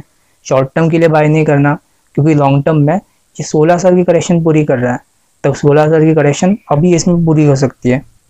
तो कोई भी स्टॉक अगर 16 साल की करेक्शन पूरी करता है तो उसमें छोटे मोटे गेन लेके आपको बाहर नहीं निकलना, बहुत बड़े गेन का इंतजार करना है। बहुत सालों तक आप इंतजार कर सकते हो। स्टॉप लॉस हालांकि आप शिफ्ट कर सकते हो, जैसे कि थोड़ा ऊपर ऊपर निकल जाता है, लेकिन स्टॉप लॉस को तभी शिफ्ट करना है 1 डे के टाइम फ्रेम पर। जैसे ही कोई भी स्टॉक 1 डे के टाइम फ्रेम पर नीचे आ जाता है, आपको बाहर निकलना है। अगर आप लॉन्ग टर्म के लिए बाय करना चाहते हो या फिर मंथली चार्ट देख के बाय किया हो तो अवध शुगर के चार्ट देख लेते हैं। ये अवध शुगर का 4 आवर का चार्ट है, जुलाई से लेकर अभी तक ये करेक्शन कर रहा है। आप यहाँ पर देख सकते हो प्रॉपर एक रेंज फॉर्म कर रहा है। जैसे इस रेंज का ब्रेकआउट आएगा, हम इसे ट्रायंगल ब्रेकआउट भी मान सकते हैं। जैसे ट्रायंगल का भी ब्रेकआउट आ सकता है तो हम इसे बाय कर सकते हैं लॉन्ग टर्म के लिए। मगध शुगर का एक बार चार्ट देख लेते हैं। ये मगध शुगर का डेली चार्ट है। आपको हालांकि मगध शुगर बाय नहीं करना, आपके पास बहुत अच्छा ऑप्शन है, यानी कि बलरामपुर चीनी आपके पास ऑप्शन हो सकता है, अवध शुगर हो सकता है, लेकिन Magadh sugar circuit to circuit काम करता है। कभी कभी कभी किसी कारण की वजह से लोअर सर्किट अगर लग जाता है तो उसमें आपको बाहर निकलने का मौका नहीं मिलेगा। लेकिन बलरामपुर चीनी के साथ ऐसा नहीं है, वो पूरी तरह से लिक्विड स्टॉक है। आपको मगध शुगर बस वेट एंड वॉच करना है। जैसे कि बलरामपुर चीनी में ब्रेकआउट आता है, इसमें ब्रेकआउट आता है, पीयर टू पीयर कैसे काम करते हैं, बस मगध शुगर का आपको देखते रहना कैसे काम करता है और बलरामपुर चीनी के साथ कंबाइन करना है। लेकिन अगर आपको शुगर स्टॉक बाय करना ही है तब आप बलरामपुर चीनी को बाय कर सकते हो, मगध शुगर को नहीं। मगध शुगर का मुझे चार्ट देखना है कंपेयर करने के लिए। तो एक बार धामपुर चीनी का चार्ट देख लेते हैं। ये धामपुर शुगर का डेली चार्ट है, इसमें भी कंसोलिडेशन हो रही है, पूरी कंसोलिडेशन हो सकती है। इसके अंदर ब्रेकआउट आ सकता है, मूविंग एवरेजेस और थोड़े स्क्वीज हो सकते हैं, लेकिन इसके अंदर भी प्राइस वाइज करेक्शन पूरी हो चुकी है, टाइम वाइज बची हो सकती है। अल्कोहल इंडस्ट्री का स्टॉक देख लेते हैं। अल्कोहल इंडस्ट्री के स्टॉक ने पहले से बात की हुई थी कि पहले से बहुत बुलिश है इसके ऊपर। आप चाहे तो इसे लॉन्ग टर्म के लिए बाय कर सकते हो, अभी भी कोई खराब टाइम नहीं है। सबसे पहले हम जीएम बेवरेज का चार्ट देख लेते हैं। ये जीएम बेवरेज का वीकली चार्ट है। इसके अंदर आप देख सकते हो काफी बड़ी करेक्शन कर रहा था, काफी नीचे आ सकता है। 500 के आसपास का ब्रेकआउट आ चुका था और तभी हमने स्पेशल एक वीडियो बना के इसे अपडेट किया हुआ था। तो अगर आपने इसे अभी तक बाय नहीं किया तो आप इसे अभी भी बाय कर सकते हो। इसका एक बार छोटा चार्ट देख लेते हैं जो कि 4 आवर का चार्ट। 4 आवर के चार्ट में आप देख सकते हो पहले एक करेक्शन हो रही थी, उसके बाद अपमूव आ गई, फिर से एक बार करेक्शन हो रही है और जैसे ये वाली करेक्शन खत्म होगी उसके बाद और एक अपमूव आ जाएगी। और ये अपमूव भी छोटी मोटी अपमूव नहीं होने वाली, काफ़ी बड़ी अपमूव हो सकती है। तब हम इसे बाय कर सकते हैं लॉन्ग टर्म के लिए, शॉर्ट टर्म के लिए भी। जैसे ये वाली करेक्शन खत्म होती है तब यूनाइटेड ब्रेवरीज का चार्ट देख लेते हैं। यूनाइटेड ब्रेवरीज का वीकली चार्ट है। वीकली चार्ट के अंदर 2019 में जो रेजिस्टेंस फेस कर रहा था वो रेजिस्टेंस अभी भी फेस कर रहा है। ब्रेकआउट भी आ गया, रेजिस्टेंस का थोड़ा ऊपर भी निकल चुका था, बाद में फिर से पुल बैक आ गया। पुल बैक आने के बाद जो पहले रेजिस्टेंस की तरह काम कर रहा था वो अब सपोर्ट की तरह काम कर रहा है। तब इसका शॉर्ट टर्म के लिए डेली चार्ट देख लेते हैं। डेली चार्ट के अंदर आप देख सकते हो कि पुल बैक प्रॉपर आ चुका था। एक प्रॉपर पुल बैक आने के बाद वही से सपोर्ट की तरह काम कर रहा है और यहाँ से ऊपर निकलने की कोशिश कर रहा है। अगर ये यहीं पर कंसोलिडेशन हो जाती है तब भी कोई प्रॉब्लम नहीं है, और यहाँ से ऊपर भी निकल जाता है तब भी कोई प्रॉब्लम नहीं है। अगर आपने अभी तक इसे बाय नहीं किया तब आप इसे बाय कर सकते हो लॉन्ग टर्म के लिए। आपका स्टॉप लॉस काफ़ी छोटा है, ये वाला जो लो लग चुका है ये लो आपका स्टॉप लॉस रहेगा, और टारगेट काफ़ी बड़ा हो सकता है यहाँ से लॉन्ग टर्म के लिए। ये यूनाइटेड स्पिरिट्स का मंथली चार्ट है। इसके अंदर 2015 से लेकर अभी तक करेक्शन चल रही थी। करेक्शन में प्रॉपर ट्रायंगल पैटर्न फॉर्म कर रहा है। पैटर्न फॉर्म कर रहा है तो इसका मतलब करेक्शन हो रही है, और ये ट्रायंगल पैटर्न फॉर्म कर रहा है तो इसका मतलब करेक्शन हो रही थी। पैटर्न का ब्रेकआउट भी आ गया। तब हमने इसमें यूट्यूब चैनल पे अपडेट किया हुआ था कि ये इसमें अपमूव आ सकती और आप इसे लॉन्ग टर्म के लिए बाय कर सकते हो। तब किसने किसने इसे बाय किया हुआ है मुझे कमेंट में ज़रूर बताइएगा।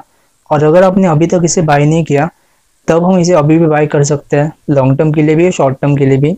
कोई भी अगर छोटी मोटी करेक्शन आपको मिल सकती है तब हम इसे बाय कर सकते हैं। तो बुल मार्केट शुरू तो हो चुकी है लेकिन अभी तक ख़त्म नहीं हुई, तो जैसे ही अभी बाय करते हो आप इसे लॉन्ग टर्म के लिए होल्ड कर सकते हो।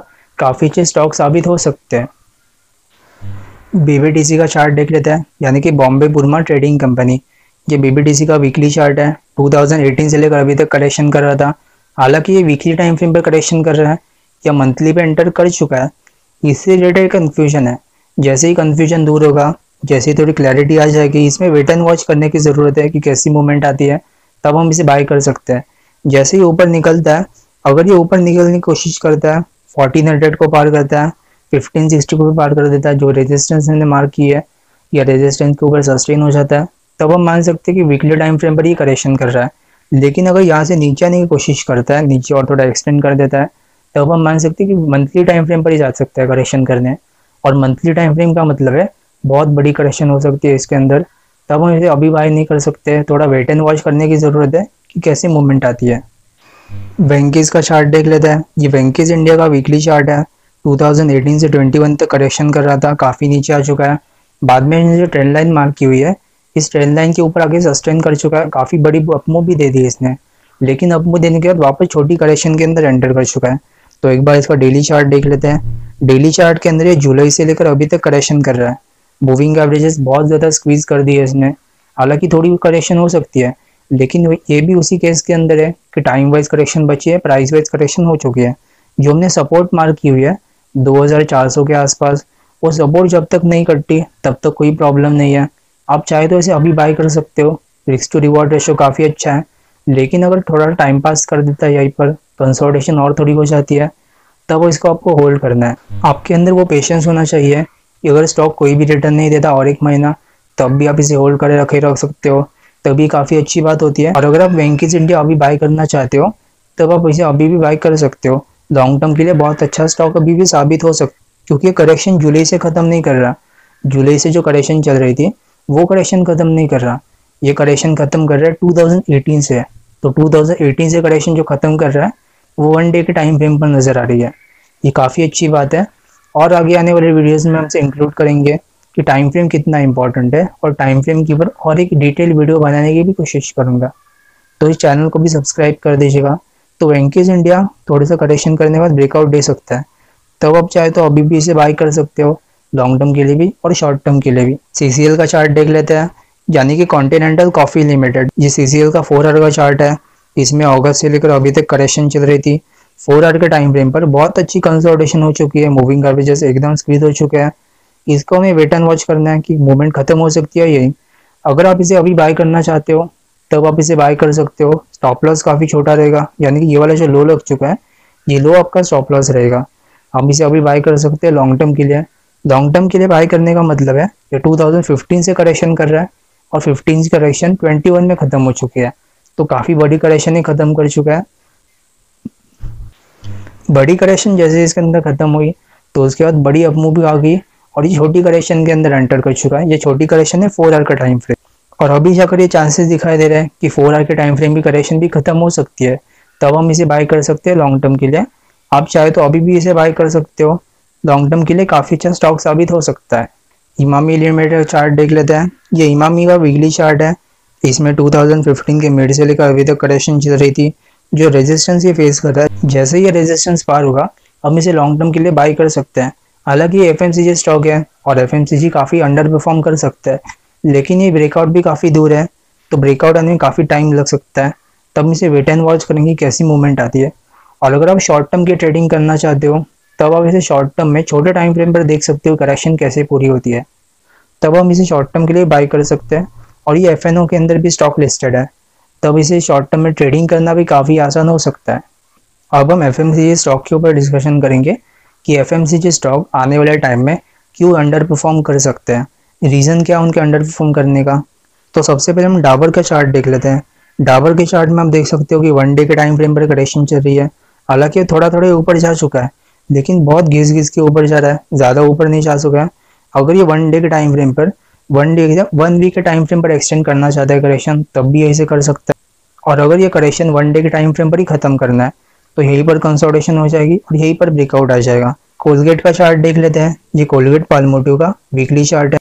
2020 के स्टार्टिंग से लेकर 21 तक करेक्शन कर रहा था, बाद में ब्रेकआउट भी आ गया, ब्रेकआउट के ऊपर भी सस्टेन हो चुका है, तब हम इसे बाय कर सकते थे। लेकिन बाद में हमारा स्टॉप लॉस हिट हो गया, तो काफ़ी नीचे आ चुका है। तो नीचे आने के बाद इसने ये बात तो कंफर्म कर दी कि अपने वीकली टाइम फ्रेम पर कंसोलिडेट कर रहा है। और वीकली टाइम फ्रेम पर कंसोलिडेशन करने का मतलब है मिनिमम 2-3 साल लगने चाहिए करेक्शन को पूरा होने में। तो 2021 से अगर आप 2-3 साल गिनो, तो 2022 या फिर 23 में इसकी करेक्शन खत्म हो सकती है, वो भी एंडिंग फेज के अंदर। तो इसके अंदर करेक्शन बची हुई है। ब्रिटानिया का स्टॉक देख लेते हैं। ये ब्रिटानिया का वीकली चार्ट है। वीकली चार्ट के अंदर आप देख सकते हो कि 200 EMA काफ़ी दूर है। तो दूर होने का मतलब है, इसका मतलब ये नहीं कि नीचे गिर जाएगा या यहीं से थोड़ा नीचे आ सकता है। ये भी पॉसिबल है कि यहीं पर ये कंसोलिडेशन हो जाए और 200 EMA इसके पास आ जाए। तो अगर ऐसा होता है तो टाइम काफ़ी लग जाएगा, और अगर इसके अंदर प्राइस ड्रॉप हो जाता है तो टाइम ज़्यादा नहीं लगने वाला। अगर टाइम ज़्यादा होता है तो प्राइस कम होता है, और अगर प्राइस वाइज करेक्शन ज़्यादा होती है तो टाइम कम लगता है। इस बात को आप ज़रूर नोट कीजिएगा। तो अगर ये स्टॉक यहीं पर कंसोलिडेशन हो जाता है, तब टाइम काफ़ी लग सकता है और करेक्शन यहीं पर पूरी हो सकती है, लेकिन 200 EMA उसके पास आ जाएगी कंसोलिडेशन को पूरा करने। दोनों को ही आपको पास लाना है और वहीं पर करेक्शन पूरी हो जाएगी, ना कि उससे पहले और ना कि उससे बाद। अगर उसके बाद जगह करेक्शन पूरी होती है, तब उसका मतलब ये अगले टाइम फ्रेम के अंदर एंटर कर रहा है, ना कि वो उस टाइम फ्रेम की करेक्शन है। तो ब्रिटानिया के अंदर बहुत जगह बची हुई है करेक्शन को पूरा करने में। ये जगह काफ़ी बची है, तो टाइम भी काफ़ी लग सकता है। तो ब्रिटानिया भी आने वाले टाइम में अंडर परफॉर्मेंस दिखा सकता है। मैरिको का चार्ट देख लेते हैं। ये मैरिको का डेली चार्ट है। इसके अंदर टाइम वाइज करेक्शन और प्राइस वाइज करेक्शन दोनों ही अभी तक पूरी नहीं हुई। तो मैरिको के अंदर भी बहुत देर करेक्शन बची हुई है, इसमें भी कंसोलिडेशन हो सकता है। हमें इसे वेट एंड वॉच करने की ज़रूरत है कि आने वाले टाइम में कैसी मूवमेंट आती है, और तब हम जाके इसमें पोजीशन बना सकते हैं। हिंदुस्तान यूनिलीवर का चार्ट देख लेते हैं। ये HUL का वीकली चार्ट है। इसमें आप साफ साफ देख सकते हो कि एक रेंज फॉर्म कर रहा था, रेंज के ऊपर ब्रेकआउट भी आ गया, लेकिन ये ब्रेकआउट सस्टेन नहीं कर पाया, वापस नीचे आ चुका है रेंज के अंदर। जब तक ये रेंज के अंदर है तो कोई प्रॉब्लम नहीं है। अगर ये इसी रेंज के अंदर कंसोलिडेशन चालू रखता है, तब भी अंडर परफॉर्मेंस दिखाई दे सकता है। और अगर ये थोड़ा नीचे आ जाता है तो अपने 200 EMA पर आ सकता है। जैसे ही ब्रेकडाउन हो जाएगा, तभी अपने 200 EMA पर आ जाएगा कंसोलिडेशन करने, और वो टाइम पे मूवमेंट भी काफ़ी ज़्यादा होगी, टाइम भी काफ़ी लग सकता है। तो इसके अंदर नज़र रखिएगा कि FMCG में हिंदुस्तान यूनिलीवर, ब्रिटानिया, डाबर, मैरिको, जो भी मेजर स्टॉक है, उनके अंदर टाइम वाइज करेक्शन और प्राइस वाइज करेक्शन दोनों ही बची हो सकती है। तो FMCG स्टॉक आने वाले टाइम में काफ़ी अंडर परफॉर्मेंस दिखाई दे सकते हैं। तो अगर निफ्टी ऊपर जाता रहे और ये स्टॉक अगर ऊपर ना जाए, तो उसे कोई हैरानी की बात नहीं होगी, क्योंकि इन स्टॉक ने पहले ही बहुत बड़े रिटर्न्स दिखाई दे चुका है। 2009 से अगर 2018 तक कंपेयर करो, तो ब्रिटानिया ने बहुत बड़े रिटर्न्स दिखाई देते हैं, हिंदुस्तान यूनिलीवर में बहुत बड़े रिटर्न्स दिखाई दे। तो इनमें अगर थोड़ी सी और करेक्शन हो जाती है, तब ये कोई हैरानी की बात नहीं है। तो बड़े रिटर्न्स तो पहले से दे चुके हैं और ये बड़ी करेक्शन के अंदर एंटर कर सकते हैं, और ये बड़ी करेक्शन के अंदर एंटर कर रहा है। तो आज के लिए बस इतना ही। काफ़ी लंबा वीडियो हो चुका आज का, बहुत सारे स्टॉक के ऊपर हमने डिस्कशन की। तो अगर आपको आज का वीडियो पसंद आया हो तो लाइक ज़रूर कीजिएगा, अपने दोस्तों के साथ भी शेयर कीजिएगा, ताकि हम जो सिंपल नॉलेज बता सकते हैं, सिंपल चीज़ हम चार्ट के ऊपर डिस्कस करते हैं, वो उनको पता लग सके बिल्कुल फ्री में। तो अगर आपने हमारा चैनल अभी तक सब्सक्राइब नहीं किया तो सब्सक्राइब कर दीजिए और उस बेल आइकन को भी प्रेस कर दीजिएगा ताकि अगली नोटिफिकेशन आपको सबसे पहले मिले। Thank you.